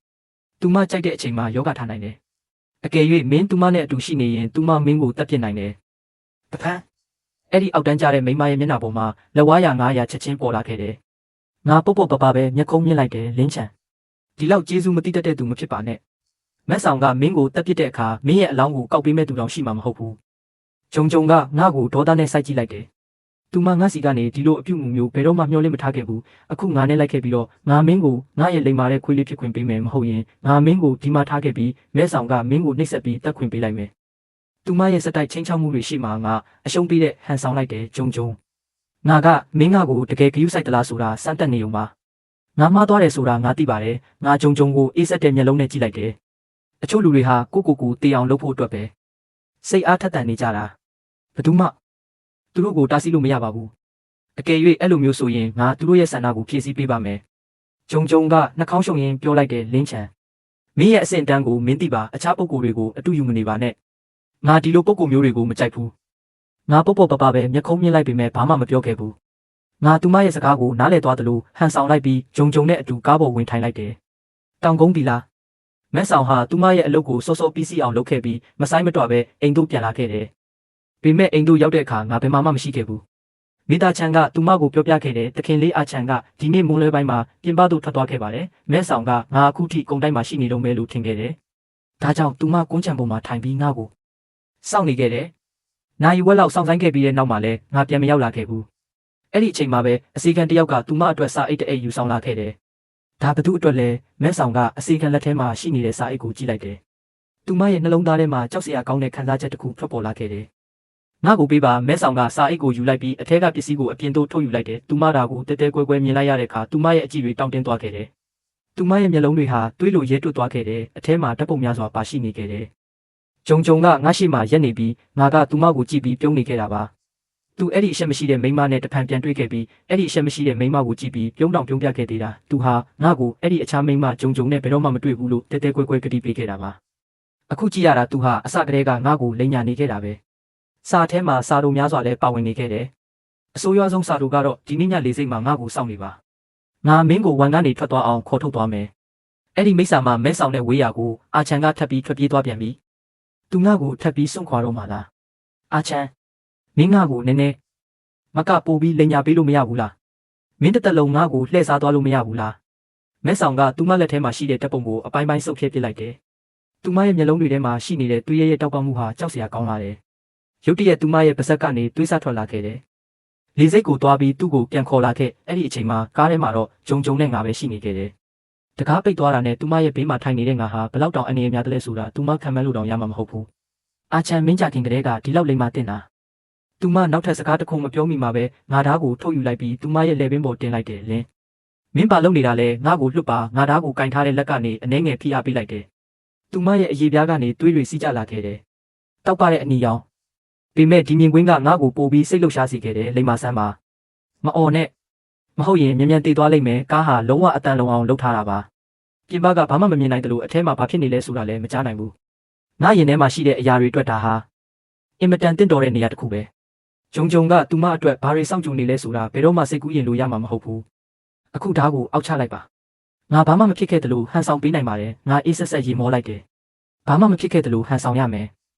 ငါမျက်လုံးတွေကိုဆွဲကပ်လိုက်တယ်မင်းရဲ့အလိုရငါဘယ်ခြေတော့ကိုငါအတန်ထဲမှာပါတဲ့အန်ရရှိတဲ့လေတံကိုကြားရတဲ့အခါဂျုံဂျုံကငါသူမနဲ့နောက်ပြောင်နေတာမဟုတ်ဘူးဆိုတာနောက်ဆုံးမှနားလည်သွားခဲ့တယ်သူမရဲ့ခြေတော့တွေဟာထိန်းချုပ်မရအောင်တုံရင်လာခဲ့တယ်အာချန်ငါမှားသွားပါတယ်ငါတကယ်မှားသွားပါတယ်ငါဟိုဒီအတူမအိတ်ခဲ့တင်ပါဘူးငါမင်းရဲ့ညီငယ်လေးကိုမသွေးဆောင်ခဲ့တင်ပါဘူးငါသွားကြည့်ပြီးပြောလိုက်တယ်မင်းရဲ့အကြီးမားဆုံးအမားကတတိယသခင်မောက်ကိုနာကျင်အောင်လုပ်ခဲ့တာပဲအဲ့ဒီမိန်းမဟာဆွဲကပ်ဖွယ်အော်ဟစ်တန်တစ်ခုပြုတ်လုပ်လိုက်တယ်ငါသူမကိုနာကျင်မှုနဲ့တုံရင်နေတာကိုကြည့်နေခဲ့တယ်ငါရဲ့ဖော်ပြချက်ဟာပြင်းနေခဲ့တယ်ငါရဲ့အပြုတ်မှုထဲမှာစိုးရွားမှုတစ်ခုဆင်းသက်လာခဲ့တယ်အဲ့ဒီအောက်တန်းကျတဲ့မိန်းမရဲ့မျက်နှာဟာပျက်စီးသွားခဲ့ပြီးနောက်ဆုံးမှာတော့ငါစိတ်ကြည်နက်မှုကိုခံစားလိုက်ရတယ်တောင်ကုန်းပြီလားတခင်ကြီးမန်းကအလင်းအမြန်အဲ့ဒီကိုရောက်ရှိလာခဲ့တယ်သူဟာသူနဲ့တူအမျိုးသားအဆင့်ကြော်ကြားလာတဲ့12ယောက်ထပ်မကတဲ့ဆရာဝန်များနဲ့အဆောင်ဘားဒီဘော်10ကနန်းမကခေါ်ဆောင်၍ရောက်ရှိလာခဲ့သည်တခင်ကြီးရောက်လာပြီပေါ့မမလေးသုံးမှာယောဂထထဖောက်နေပါတယ်ဒီတစ်ချိန်အခြေအနေကပြီးခဲ့တဲ့အချိန်တွေထက်ပိုဆိုးနေပုံရတဲ့အိမ်တော်ထိန်ချမ်းသည့်တခင်ကြီးမုံကိုမြင်လိုက်ရသည်နှင့်ကဲတင်ရှင်ကိုတွေးလိုက်ရတဲ့ကဲ့သို့ခံစားလိုက်ရသည်အခန်းတွင်ရှိပစ္စည်းမှန်သမျှရိုက်ခွဲဖျက်ဆီးခံထားရပြီးဖြစ်သည် တခင်ကြီးကအားလုံးကိုအမိန့်ပေးလိုက်သည်အရင်ဆုံးမမလေးသုံးကိုတည်ငြိမ်အောင်လုပ်ပါဆေးကိုအတင်းတိုက်ရမယ်မုံကြားအနီးသို့မိသူများမကက်ရဲကြချေထိုရင်ဆိုင်မှုမှာအချိန်တော်ကြာလွန်ဆွဲနေခဲ့သည်မုံကြားသည်ရှေ့တွင်ရှိသောလူများကိုစိုက်ကြည့်နေသည်သူမ၏ကဘာထဲတွင်မိသူကိုများမမှတ်မိတော့ပေဒေါသထွက်နေသည့်တားရဲတကောင်ကဲ့သို့ပစ္စည်းများကိုရိုက်ခွဲကာစိတ်ထဲရှိဒေါသများကိုထုတ်ဖော်နေသည်မုံကြားမှာအတိစိတ်အပြည့်အဝလွတ်ကင်းနေပြီဖြစ်ရာဒီအတိုင်းဆက်သွားပါကမိမိကိုယ်ကိုပင်ဒဏ်ရာရအောင်လုပ်မိတော့မည်ဖြစ်သည်ကုနယန်ကမမလေးသုံးကိုတားဆီးရန်အသေးအတန်ကြိုးစားခဲ့သည်ဒီလိုယောဂထဖောက်တာလင်းချမ်းကြောင့်ပဲအဲ့ဒီလူကိုချက်ချင်းပြန်ခေါ်လာခဲ့ရမယ်လင်းချမ်းဆိုတဲ့လူကဘာမှအသုံးမကျဘူးဆိုတာငါသိတာပေါ့ရက်ပိုင်းတွင်းမှာပဲသူ့ပင်ကိုယ်စရိုက်အမှန်ကပေါ်လာတာပဲတခင်ကြီးမုံသည်သူ၏တုတ်ကောက်ကိုကျမ်းပြင်သို့ပြင်းထန်စွာရိုက်ချလိုက်သည်အဲ့ဒီလင်းချမ်းဆိုတဲ့လူကရှောင်းအတွက်တော့အတိတ်နမိတ်မကောင်းတဲ့သူပဲလူတွေထက်လွတ်လိုက်ပါသူ့ကိုကြိုးတုတ်ခေါ်လာရရင်တောင်ပြန်ခေါ်လာခဲ့သို့တော့တခင်ကြီးမုံမှာဒေါသအလွန်ထွက်သွားသဖြင့်နှလုံးကိုဓာတ်ရိုက်ထိခိုက်ကပြင်းထန်စွာချောင်းဆိုးတော်သည်တခင်ကြီးမုံသည်မုံကြား၏အဖိုးဖြစ်သည်မုံကြားကလွန်ခဲ့သောအချိန်နှဲငယ်ကအိမ်သို့သူ့ကိုခေါ်ဆောင်လာခဲ့သည်ကိုအဖိုးဖြစ်သူသိရှိခဲ့သည်စတင်စဉ်ကအဖိုးဖြစ်သူအနေဖြင့်သူ့ကိုဘာမှကန့်ကွက်ခြင်းမရှိခဲ့ပေရှောင်းပျော်ရွှင်နေသည်၍သူတို့အတွက်လုံလောက်ခဲ့သည်သို့တော့သူရောက်ရှိလာကြတဲ့ကအဖိုး၏အမြင်တွင်ကိုစနစ်တကျမနေထိုင်ခဲ့ပေတောင်ဆောင်ပီလာအိမ်တော်ကိုရှုပ်ရှက်ခတ်အောင်လုပ်ခဲ့သည်တာမကရှောင်း၏ယောဂကိုပါတဖောက်စေခဲ့သည်ထို့ကြောင့်သူ့အပေါ်အဖိုး၏အမြင်မှာတဖြည်းဖြည်းဆိုးရွားလာခဲ့သည်သူ့ကိုမုံမိသားစုမှနှင်ထုတ်ရန်မုံကြားအားခါတီးတီးပြောဆိုခဲ့တော်လဲမုံကြားကနားမထောင်ခဲ့ပေမုံကြားသည်သူ့ကိုအဖိုးအတန်ဆုံးလူကဲ့သို့ပင်ဆက်လက်ဆက်ဆံခဲ့သည်လူတိုင်းအသိစိတ်လွတ်မတက်ဖြစ်နေချိန်တွင်အိမ်ပေါ်မှာသာချမ်းကဝမ်းသာအားရငိုကြွေးလိုက်သည်တခင်လေးလင်းကိုယ်တိုင်ပြန်ရောက်လာပြီးဗီလာအိမ်တော်ထဲသို့ဝင်လိုက်သည်နှင့်အပြင်တွင်လူအုပ်ကြီးကိုတွေ့လိုက်ရသည်မမလေးသုံး၏အဖိုးပင်လျင်ထိုနေရာတွင်ရှိနေသည်သူကဇက်ရည်မလဲစွာဖြင့်သူတို့ကိုကြည့်လိုက်ပြီးဘာဖြစ်ကြတာလဲဟုမေးလိုက်သည်ကိုနန်းရန်၏အကြီးကသူ့ထံကြားရောက်လာသည်သူမ၏မျက်နှာထက်တွင်မထီမဲ့မြင်ပြုမှုနှင့်အတူအံ့ဩမှုများရောရှက်နေသည်သူကသူမကိုလစ်လူရှုကအိမ်ထဲသို့တိုက်ရိုက်ကြည့်လိုက်သည်ရှောင်းပင်ပါလဲဘယ်မှာလဲသူကမမလေးသုံးကိုချက်ချင်းတွေ့ချင်နေပြီးသူမအတွက်တီးတန့်ဝင်လာသောဝတ်စုံကိုပေးချင်နေသည်ထိုဝတ်စုံကိုဝတ်ဆင်ထားလျင်မိများလှပမည်ကိုအမှန်တကယ်မြင်တွေ့ချင်ခဲ့သည်ထိုအချိန်တွင်ပြန်လာခဲ့ခြင်းမှာရှောင်းသည်ပုံမှန်အားဖြင့်ဤအချိန်တွင်အိမ်သို့ပြန်ရောက်တတ်သောကြောင့်ဖြစ်သည်နင်တခြားမိန်းမနဲ့ထွက်ပြေးသွားခဲ့တာမဟုတ်ဘူးလားမမသုံးကိုဒေါသထွက်ပြီးတေးအောင်လုပ်ချင်နေတာလားယော့နေ့ဆန္ဒပြေဝသွားပြီးမမသုံးမှာအခုယောဂထားဖောက်နေပြီးအခုကျင်းနေပြီလားယောဂထားဖောက်နေသည်ဆိုသောစကားကြောင့်သူ၏မျက်ခုံးများတွန့်ချိုးသွားပြီးရင်ထဲလေးနက်သွားသည်ဒါငါကြောင့်ဖြစ်ရတာလားမမလေးသုံးကိုတွေးဖို့အတွင်းထဲပေးဝင်မှာသူ့ကိုတားထားဆန်းတခင်ကြီးမုတ်ကသူ၏တုတ်ကောက်ကိုတင်းကျပ်စွာကင်ထားသည်မျက်နှာအမူအရာမှလည်းပုံမှန်မဟုတ်ဘဲတင်းမာလွန်နေသည်တခင်ကြီးမုတ်ကျွန်တော်မကောင်းတာတွေအများကြီးလုပ်ခဲ့ဘူးလေဆိုတာသိပါတယ်ကျေးဇူးပြုပြီးအထဲဝင်ပေးရစေစူးစမ်းကြည့်ပါရစေကျွန်တော်မှားခဲ့ပါတယ်မမလေးသုံးအတွက်တခုခုလုပ်ပေးခြင်းလို့ပါသူကအသေးအတန်တောင်းပန်ခဲ့သည်တခင်ကြီးမုတ်ကသူ့ကိုအေးဆက်သောအကြည့်ဖြင့်ကြည့်ကာရှောင်းကိုနာကျင်အောင်လုပ်ဖို့နင့်ကိုနောက်ထပ်အခွင့်အရေးပေးမှာမဟုတ်ဘူးအဖိုးကြီးမျက်လုံးများထဲတွင်စိတ်ပြတ်မှုများပြည့်ရှိနေသည်မုတ်ကြား၏အခြေအနေမှာနောက်ထပ်စိတ်လှုပ်ရှားမှုများကိုမခံနိုင်တော့သည်ကိုသူသိသည်အဖိုးကြီးအမြင်တွင်သူ့ကိုအထဲပေးမဝင်နိုင်ပေထို့သောဝင်ပါကရှောင်းကိုပို၍ပင်ထိခိုက်စေလိမ့်မည်တောင်းပန်နေသောမျက်နှာထားကိုမြင်သည့်တိုင်တခင်ကြီး၏စိတ်မှာမပြော့ပြောင်းခဲ့ပေအိမ်တော်ထိန်လာချလန်ကိုအေးဆက်စွာအမိန်ပေးလိုက်သည်ရှောင်းတက်တာလာတဲ့အထိသူ့ကိုအတွင်းထဲမှာတော့ခတ်ထားပါအပြင်ကိုပေးမထွက်နဲ့အဆောင်ဆယ်ကနန်းမကသူ့ကိုချက်ချင်းဝိုင်းရလိုက်ကြသည်သူကသူတို့ကိုဝေ့ကြည့်လိုက်သည်ထိုသူများအလုံးကိုဖြိုလဲပြစ်နိုင်မှန်းသူအကောင်းဆုံးသိတော်လဲယခုအချိန်တွင်မြည်သည့်လှုပ်ရှားမှုများမလုပ်နိုင်ပေမုံကြား၏အဖိုးကရောက်နေတဲ့ကဲ့သို့ယခုအချိန်တွင်အတင်းအကျပ်ဝင်ရောက်သွားပါကမမလေးသုံး၏အခြေအနေတည်ငြိမ်လာမည်ဟုမသိချပေအခြေအနေများပုံမိုးဆိုးရွားသွားနိုင်သည့်ထို့ကြောင့်သူ့ကိုလုံးဝပိတ်လောင်ထားသည့်အမောင်ကန်းတွင်၌တော့ခတ်ခံလိုက်ရသည်ပဝင်းကျင်တစ်ခုလုံးပိတ်အောင်မှောင်မဲနေပြီးအလင်းရောင်အနှဲငယ်များပင်မဝင်ရောက်နိုင်ပေမိမိမျက်နှာရှိလက်ကိုပင်မမြင်ရချေတခင်ကြီးမုံကသူ့ကိုအမားကိုနောက်တရားစေရန်နှင့်အပြစ်ဒဏ်ပေးရန်အတွက်ဤနေရာတွင်ပိတ်လောင်ခဲ့ခြင်းဖြစ်သည်သို့သောထိုအမှောင်ခန်းမှာအခြားသူများထက်သူ့အတွက်ပုံမိုရင်းနှီးနေသည်ကိုအဖိုးမသိခဲ့ပေထိုမှောင်မဲနေသောအခန်းကိုကြည့်ရင်အတိတ်ဘဝကနေရာတစ်ခုသို့ပြန်ရောက်သွားတဲ့ကဲ့သို့ခံစားလိုက်ရသည်အတိတ်ဘဝတွင်မုံကြားကသူ့ကိုဤနေရာ၌ပင်တုတ်ခတ်ထားတတ်ခဲ့သည်စတင်စဉ်ကသူမခဲ့ပဲသူ့ကိုအိမ်မွေးတိရစ္ဆာန်ကဲ့သို့လေ့ကျင့်ပေးနေသည်ဟုထင်မှတ်ခဲ့သည်နောက်ပိုင်းမှသာမုံကြားသည်ယောဂထားဖောက်ချိန်တွင်စိတ်လွတ်သွားပြီးသူ့ကိုထိခိုက်မိမိကိုစိုးရိမ်ခဲ့မှန်းနားလည်ခဲ့ရသည်ထိုစဉ်အပြင်ဘက်မှအစီကံများ၏တိုးတိုးဖွယ်ပြောတံများကိုကြားလိုက်ရသည်နောက်ဆုံးတော့တခင်လေးလင်းရှမ်းကိုသူ့နေရာသူတိအောင်လုပ်လိုက်ပြီးပဲဒီလိုကြောက်ရွံ့မှုကိုခံစားကြည့်တင်တာမမလေးသုံးကိုဒီလိုခြေနေရောက်အောင်လုပ်ခဲ့တာတောင်ပြန်လာရဲသေးတယ်သူကတောက်တနေရာတွင်တွန်းဆုပ်စွာထိုင်နေပြီးအပြင်ဘက်မှအတန်များကိုနားထောင်နေခဲ့သည်မျက်ခုံးများလည်းတင်းကျပ်စွာတွန့်ချိုးထားမိသည်အတိတ်ဘဝတွင်မမလေးသုံး၏အဖိုးကိုစန့်ကျင်ခဲ့ဘူးသည်တခင်ကြီးမုံကိုဒေါသထွက်အောင်လုပ်ခဲ့သဖြင့်အဖိုးမှဆေးရုံတက်ခဲ့ရသည်ဒီဘဝတွင်မူထိုဝမ်းတဲ့ဖွယ်ဖြစ်ရက်ကိုထပ်မံမဖြစ်ပွားစေရပေထို့ကြောင့်ဤနေရာတွင်တိတ်တဆိတ်ဆောင်ဆိုင်နေုံသာရှိသည်နောက်ဆုံးတွင်ညှဉ်းနှက်လာခဲ့သည်အပြင်ဘက်ရှိလူများသည်တတိဝီရိယရောနေသွားကြသည်အမောင်ထဲတွင်သူသည်ဖြည်းဖြည်းချင်းမတ်တက်ထရက်လိုက်သည် ထို့နောက်ကျဲလောင်သောအတန်ကြီးနှင့်အတူတကားကိုကန်ဖွင့်လိုက်သည်အိမ်တော်ထိန်ချမ်းသည်အမောင်ခန်းအပြင်ဘက်တွင်ငိုင်မြင့်နေခဲ့ရာထိုအတန်ကြောင့်လန်နိုးသွားပြီးကျမ်းပြင်ပေါ်သို့လဲကျသွားသည်မျက်လုံးများဝေဝါးစွာဖြင့်သူအမောင်ခန်းထဲမှထွက်လာသည်ကိုတွေ့လိုက်ရသည်အိမ်တော်ထိန်၏မျက်လုံးများမှာမယုံနိုင်စွာပြူးကျဲသွားပြီးအော်ဟစ်လိုက်သည်အဆောင်တို့မြင်လာကြပါသခင်လေးလင်းချမ်းထပ်ပြေးဖို့ကြိုးစားနေတယ်သူကအေးဆေးစွာပင်အပြင်သို့ထွက်လာခဲ့သည်ဘာမျှအားစိုက်ထုတ်เสียမလိုခဲ့ပေသို့တော့အိမ်တော်ထိန်ချမ်းကအဆောင်များကိုချက်ချင်းခေါ်ဆောင်လာခဲ့သည်အဆောင်ဆယ်ကနန်းမကသူ့ကိုဝိုင်းရန်လိုက်ကြသည်သခင်လေးလင်းချမ်းပြန်ဝင်ပြီးမိမိအဖြစ်ကိုနောင်တရဖို့အကြံပေးချင်ပါတယ်မမလေးသုံးကအခုတင့်ကိုကာကွယ်ပေးဖို့ဤနေရာမှာမရှိဘူးတင့်ကိုမြည်သူများမကာကွယ်နိုင်ဘူးသူကထိုသူများဝိုင်းရန်ထားသည့်ကြားတွင်အေးဆေးစွာမတ်တရက်နေခဲ့သည်မင်းတို့အဲ့ဒီလောက်အရေးချင်းရှိတယ်လို့ထင်နေတာလားသူစကားပင်မဆုံးသေးမီဗီလာအိမ်ဘက်သို့လှမ်းလိုက်စဉ်အဆောက်အများပြားကသူ့ကိုဖမ်းဆီးရန်လက်ဆန့်ထုတ်လာကြသည်သို့တော့သူကနောက်ပြန်ကန်လိုက်ရာထိုသူများမှလေထဲသို့လွတ်ထွက်သွားကြသည်အိမ်တော်ထိန်ချမ်းမှစုံသွားခဲ့သည်အဆောင်ဆယ်ကနန်းမကတပြိုင်နက်တည်းတိုးဝင်လာကြသည်သူကလူတယောက်၏ပခုံးကိုနင်းကလင်းမြန်တက်ရက်သောလှုပ်ရှားမှုဖြင့်လေထဲသို့ခုန်တက်လိုက်ပြီးသူတို့အားလုံးကိုဖြိုလဲလိုက်သည်ထိုသူများသတိမဝင်မီမှာပင်သူသည်မိသည့်အရေးအယောင်များမကြံခဲ့ပဲပျောက်ကွယ်သွားခဲ့ပြီဖြစ်သည်ဗီလာအိမ်တွင်းသို့ရောက်သောအခါနောက်ထပ်အဆောင်အုပ်စုတစုသူ့ထံဥတီပြေးလာသည်ကိုတွေ့လိုက်ရသည်မုံကြား၏တိုက်ခိုက်မှုကြောင့်ဒဏ်ရာရရှိသူများကိုတယောက်ပြီးတယောက်အပြင်သို့ထမ်းထုတ်နေကြရသည်ထိုမိမမှာဒေါသတကြီးဖြင့်ဓာတ်ကိုမိမိဘက်သို့လှည့်ကာကိုပြင်းထန်စွာလှိဖြတ်နေခဲ့သည်ကုနန်းရန်သည်ထိတ်လန့်တကြားအနားသို့မကပ်ရဲပဲဘေးတွင်ရပ်နေခဲ့သည်မမသုံးဓာတ်ကိုအောက်ချလိုက်ပါသခင်ကြီးမုတ်သည်သူ၏တုတ်ကောက်ကိုကိုင်ဆောင်ထားပြီးတုံရီသောအတန်ဖြင့်ခေါ်လိုက်သည်ရှောင်းလိမ္မာတယ်မိမိကိုဒဏ်ရာရအောင်မလုပ်ပါနဲ့သူသည်အခြားမည်သည့်အရာကိုမျှဂယုမဆိုင်နိုင်တော့ပဲအတွင်းသို့ပြေးဝင်သွားခဲ့သည်ကျွန်တော်စူးစမ်းကြည့်ပဲရစေနင်းရှောင်းကိုထပ်ပြီးဒဏ်ရာရအောင်လုပ်နိုင်မယ်လို့မထင်တဲ့သခင်ကြီးမုတ်ကတုတ်ကောက်ကိုတင်းကျပ်စွာကင်ထားပြီးတင်းမာသောလေတန်းဖြင့်ပြောလိုက်သည်ကျွန်တော်မမလေးသုံးကိုဒဏ်ရာရအောင်မလုပ်ပါဘူးသခင်ကြီးမုတ်ကျေးဇူးပြုပြီးကျွန်တော်ကိုနောက်တစ်ကြိမ်ယုံကြည်ပေးပါသူ့မျက်နှာတွင်စိုးရိမ်ပူပန်မှုများအထင်သာပေါ်လွင်နေပြီးရင်ထဲတွင်လည်းပူလောင်နေခဲ့သည်သခင်ကြီးမုတ်ကသူ့ကိုကြည့်လိုက်သည်နင်းကိုယ်တိုင်ရှောင်းရဲ့အခြေအနေကိုမြင်နေရတာပဲအဆောင်တွေတောင်ဘာမှမလုပ်နိုင်ဘူးနင်းအထဲဝင်သွားရင်တိုက်ရိုက်တေမင်းစီသွားနေတာပဲသူကခိုင်မာစွာတုံ့ပြန်လိုက်သည်ကျွန်တော်တေးရမှာမကြောက်ပါဘူးကျွန်တော်ကိုစူးစမ်းခွင့်ပေးပါမအောင်မြင်ရင်သူမနဲ့အတူတေဆုံးပါမယ်နောက်ဆုံးတွင်သခင်ကြီးမုံကသဘောတူလိုက်ပြီးလောလောဆယ်အထဲဝင်ခွင့်ပေးလိုက်သည်ထိုကျယ်ဝန်းသောအခန်းတွင်၌မုံကြား၏မျက်နှာမှာလုံးဝဖြူဖြော်နေသည်သူမ၏မျက်လုံးများမှာကြောက်စရာကောင်းအောင်နေရဲနေပြီးဓာတ်ကိုတင်းကျပ်စွာကင်ထားကဝင်လာသူတိုင်းကိုမုံတီးစွာစိုက်ကြည့်နေသည်ထိုအကြည့်ကသူ့ရင်ကိုလှုပ်ခါသွားစေခဲ့သည်ထက်မြက်သောဓာတ်သွားမှာသူမ၏လက်ဝါးအတွင်းသို့စိုက်ဝင်နေပြီဖြစ်တော်လဲနာကျင်မှုကိုခံစားရပုံမပေါ်ပေထိုအချိန်တွင်သူမသည်လုံးဝထိန်းချုပ်မရသောစိတ်ကျမ်းမာရေးမကောင်းသည့်လူနာတဦးနှင့်တူနေသည်သူသည်တကားမှနေ၍သူမထံသို့တလန်းချင်းလှမ်းသွားခဲ့သည်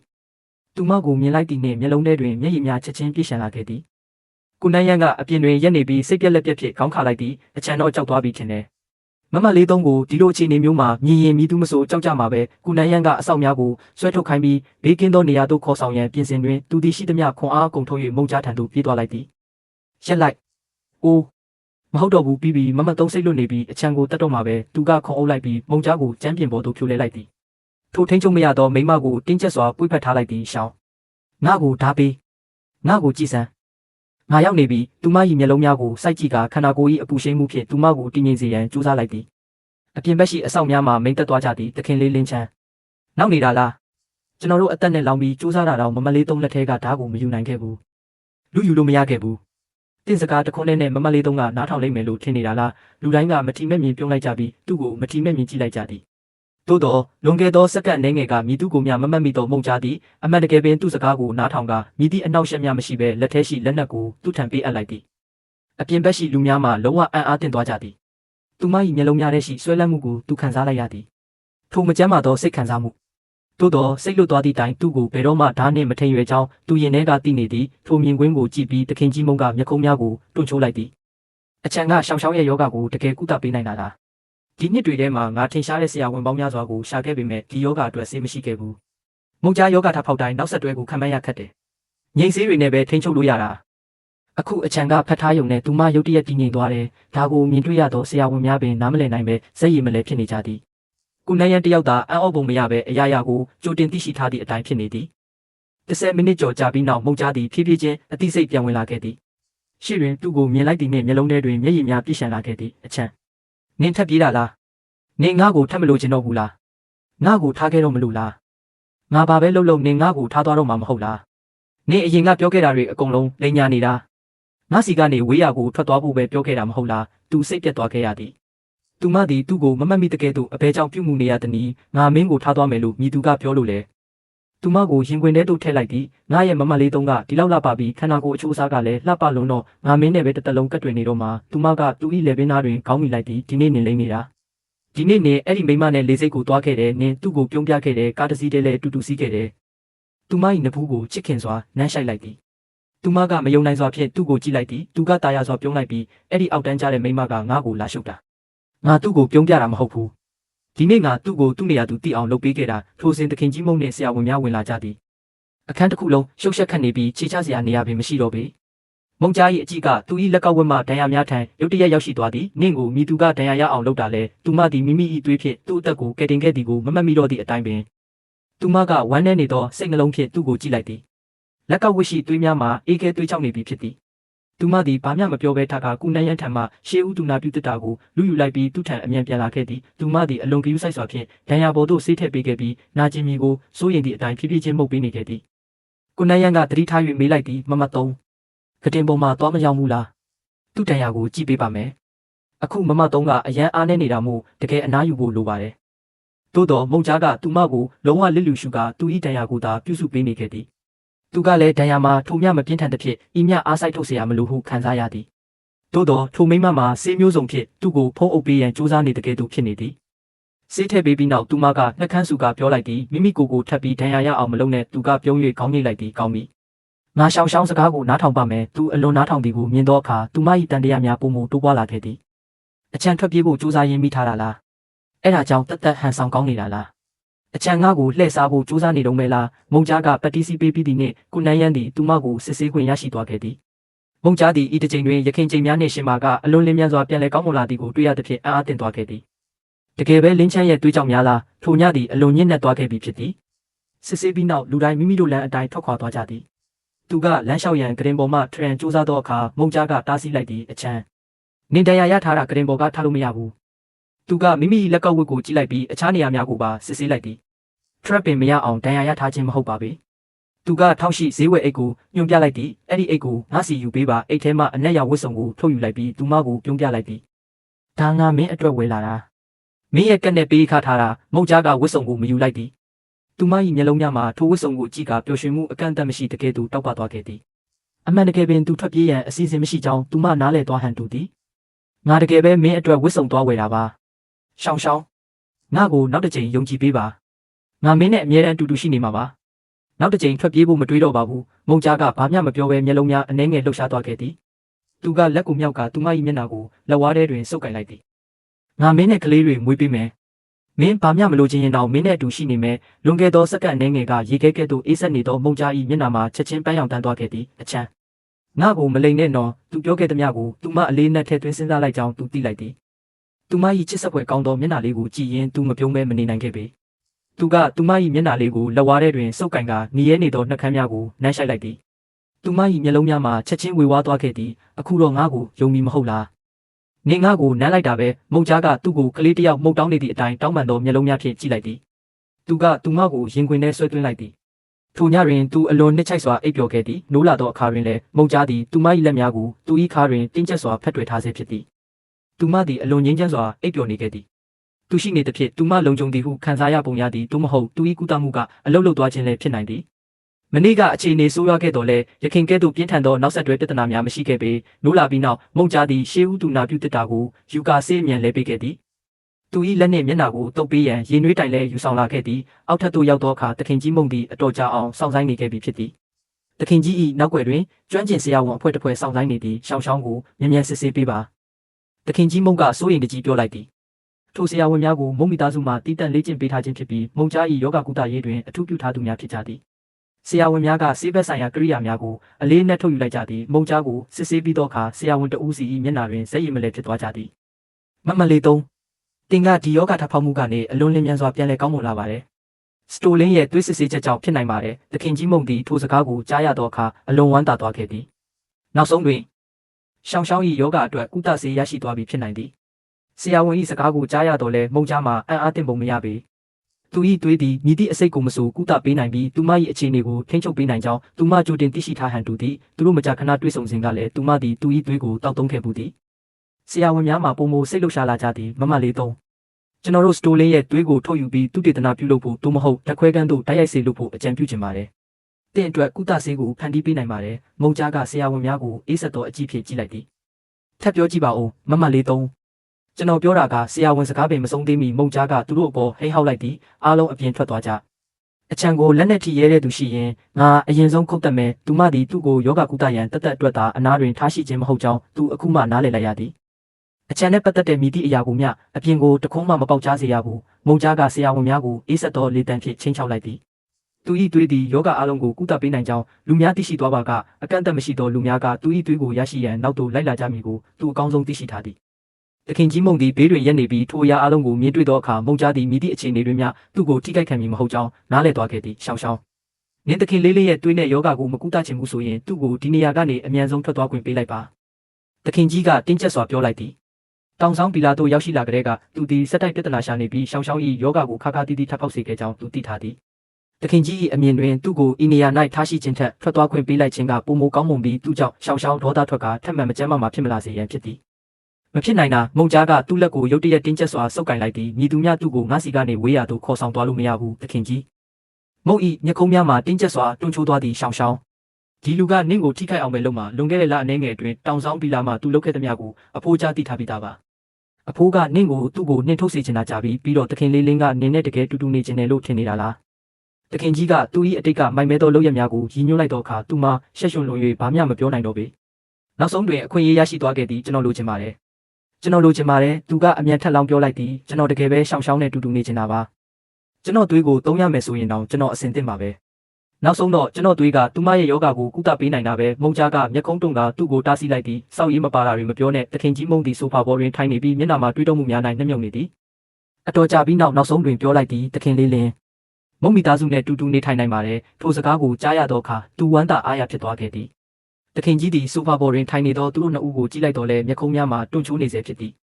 ထိုဆုံးဖြတ်ချက်မှန်မှန်သူမသိခဲ့ပေရှောင်းရှောင်းသည်ငယ်စဉ်ကတည်းကဒုက္ခများစွာကြုံတွေ့ခဲ့ရသဖြင့်သူမအတွက်အခြေအနေများကိုခက်ခဲအောင်မလုပ်ချင်ပဲပျော်ရွှင်စေခြင်းကြောင့်သူသိထားသည်သို့တော့သူ့ကိုမြင်လိုက်တိုင်းအဖိုး၏မျက်နှာတွင်စမ်းကြဲသောဇက်ရည်မလဲမှုများပေါ်လာတတ်သည်အတိတ်ကသူလုပ်ခဲ့သောဆိုးရွားသည့်အပြုအမူများကိုတတိယကခေါင်းကိုက်နေခြင်းဖြစ်နိုင်သည်သူစိတ်ထဲမှပြုံးလိုက်သည်နောက်ပိုင်းတွင်အဖိုးသည်သူ့ကိုမြေမက်အဖြစ်မိမြသဘောကျလာမည်ကိုမသိသေးပေမြေမလေးထပ်ပင်သူ့ကိုပုံမသဘောကျလာတော့မည်ဖြစ်သည်လောလောဆယ်တွင်အရာလုံးအစဉ်ပြေနေသည်ကိုမြင်သဖြင့်တခင်ကြီးမုံကထပ်မမေးတော့ပေ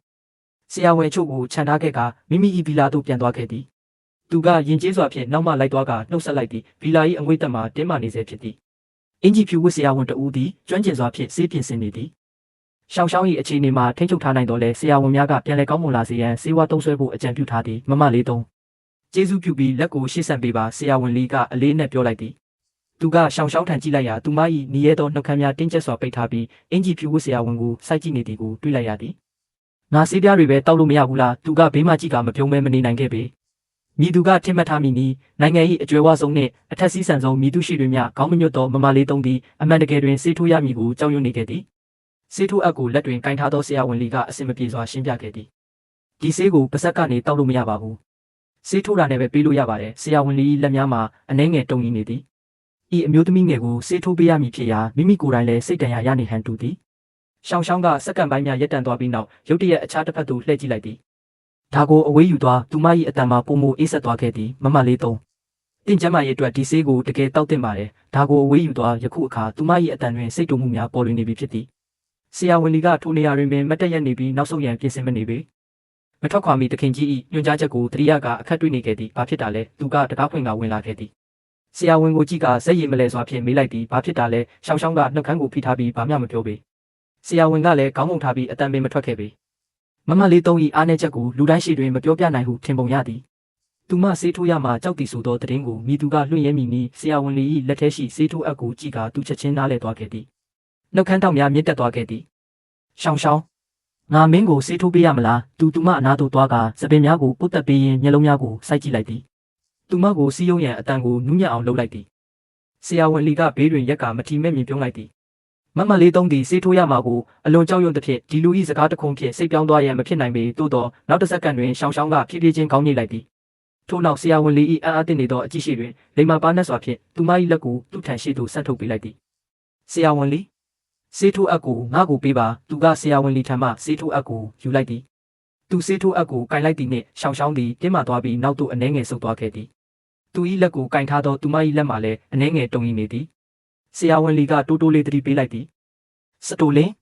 ဆေးထိုးတာကအလွန်တိကျဖို့လိုပါတယ်တင်ကျွမ်းကျင်တင်တတ်မတတ်ဘူးနီလန်းမသိမှစိုးရိမ်ပါတယ်သူကမြည်တိတုတ်ပြန်မှုများမပေးခဲ့ပေဆိုဖာပေါ်တွင်ထိုင်လိုက်ပြီးတည်ငြိမ်နေဟန်ဆောင်နေသောထိုမိန်းမကိုကြည့်လိုက်သည်သူမသည်မိမိကိုယ်ကိုစိတ်ပြောင်းရန်သတင်းပေါက်အပြင်ဘက်သို့ဆက်တိုက်ကြည့်နေခဲ့သည်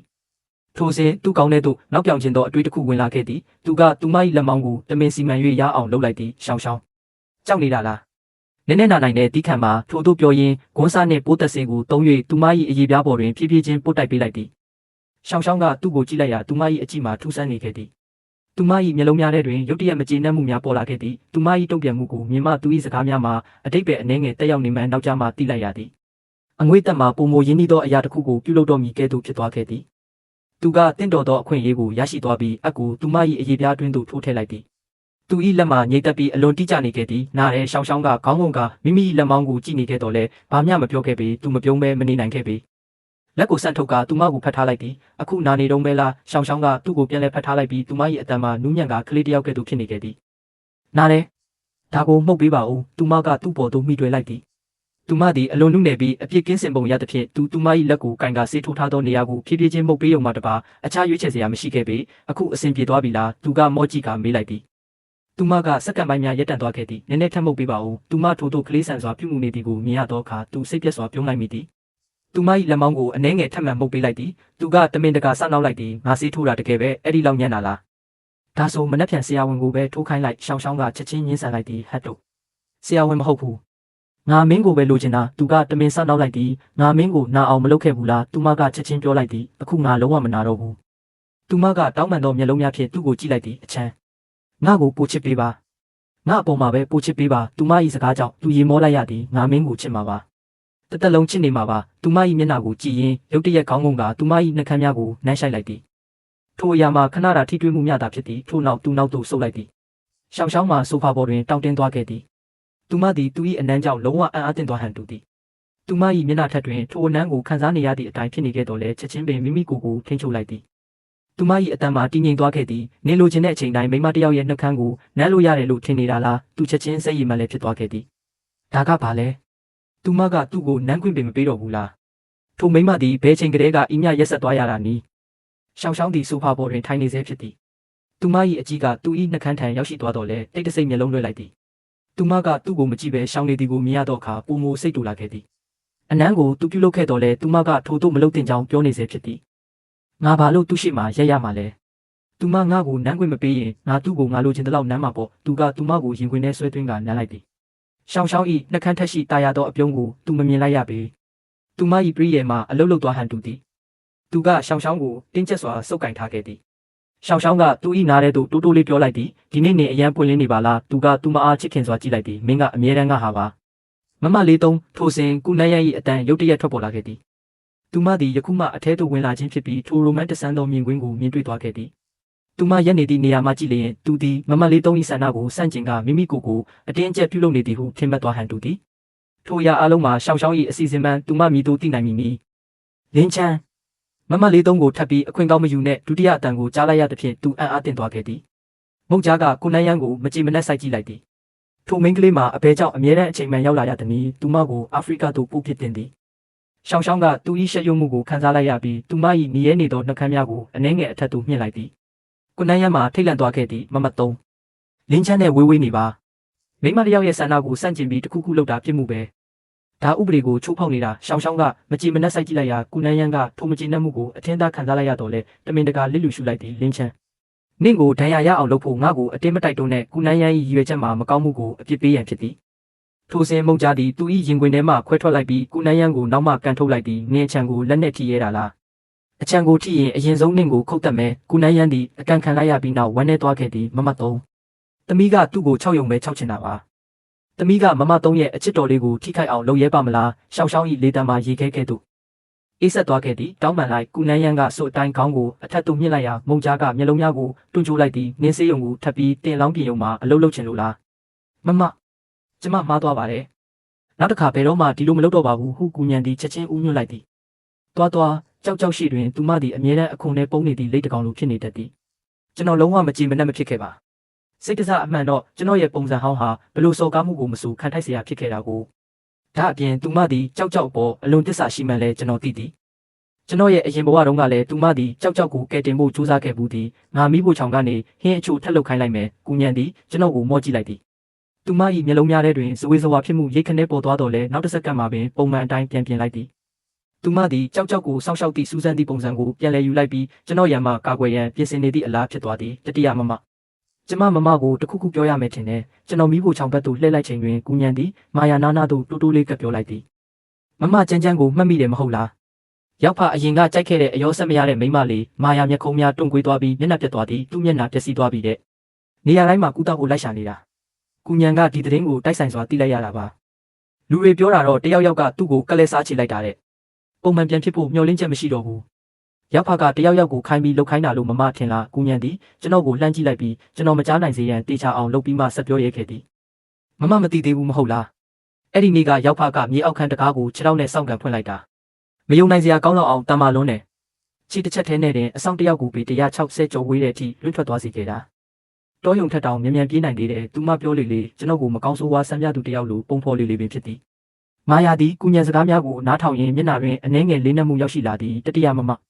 ရောက်ဖကမကြသေးမီကအရန်ပြောင်းလဲသွားတယ်လို့မထင်ဘူးလားတခြားသူတယောက်လိုပဲကုညံသည်နောက်ထပ်ကြံစီမှု theory တစ်ခုတည်းသို့ရောက်သွားပြန်သည်နင်ပါပြောချင်တာလဲရောက်ဖကအခုမူရင်းလင်းချင်မဟုတ်တော့ဘူးလူမိသားစုကတခြားလူတယောက်ကိုခွဲစိတ်ပြုပြင်ပြီးရောက်ဖနဲ့တူအောင်လုပ်ကမကိုလှည့်စားဖို့လွှတ်လိုက်တာနေမယ်သူမသည်ကျွန်တော်၏လက်ရှိပုံစံကိုနေရာတိုင်းမှာပြဿနာရှာတတ်သည့်ဟောင်းနှွမ်းနေသောလင်းချီနှင့်ဆက်ဆက်၍ပင်မရနိုင်အောင်ဖြစ်နေခဲ့သည်ကုညံသည်သူမ၏ပုံမြင်ထဲတွင်နင်းမျောနေလို၍ကျွန်တော်မိဖို့ချောင်မှထွက်လာပြီးသူမစကားများကိုနားထောင်နေသည်ကိုပင်မသိလိုက်ပေသူမ၏စကားများသည်စက္ကန့်တိုင်းမှာပင်ပို၍ထူးဆန်းလာခဲ့သည်ကျွန်တော်ခေါင်းထဲတွင်မေကွန်းတင်ကိတများဖြင့်ပြည့်နှက်သွားပြီးသူမကိုညစာစားရန်တားရမလားမတားရမလားကိုပင်စဉ်းစားနေမိသည်မင်းကအကြောင်းပြောနေတာလားဟယ်လိုရောက်ဖဒီမှာရှိနေတာပဲကျမဘာမှမပြောပါဘူးကျမအခုသွားတော့မယ်နှုတ်ဆက်ပါတဲ့ရောက်ဖောက်အခုအခန်းထဲမှာမာယာနဲ့ကျွန်တော်ပဲကြံတော့သည်သူမကအေးဆေးစွာပင်မေးလိုက်သည်ကြမ်းနဲ့ပတ်သက်ပြီးဖြစ်ခဲ့တာတွေရဲ့နောက်ွယ်မှာမင်းရှိနေတာလား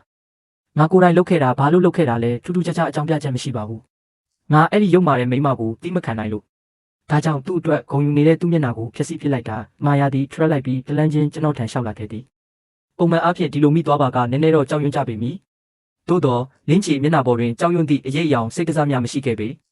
သူမ၏နှက်ခမ်းတောင်များအနှဲငယ်မြင့်တက်သွားသည်ကိုကျွန်တော်တွေ့လိုက်ရသည်ကျွန်တော်သူမကိုကျေနပ်အောင်လုပ်ပေးလိုက်တယ်လို့မျိုးပင်အခုဒါကိုလက်နဲ့မကင်ပါနဲ့တော့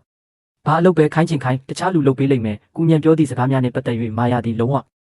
မယုံကြည်ခဲ့ပေလင်းချီသည်သူမ၏အမှန်တကယ်ချစ်ရသူဖြစ်ခဲ့သည်လင်းချီသည်သူမ၏လက်ရှိပုံစံကိုသဘောကျသည်ကိုသူမခံစားနိုင်သည်သူမကိုကြည့်ပြီးပြုံးပြခဲ့သည်ဖတ်ထားခဲ့သည်စနောက်ခဲ့သည်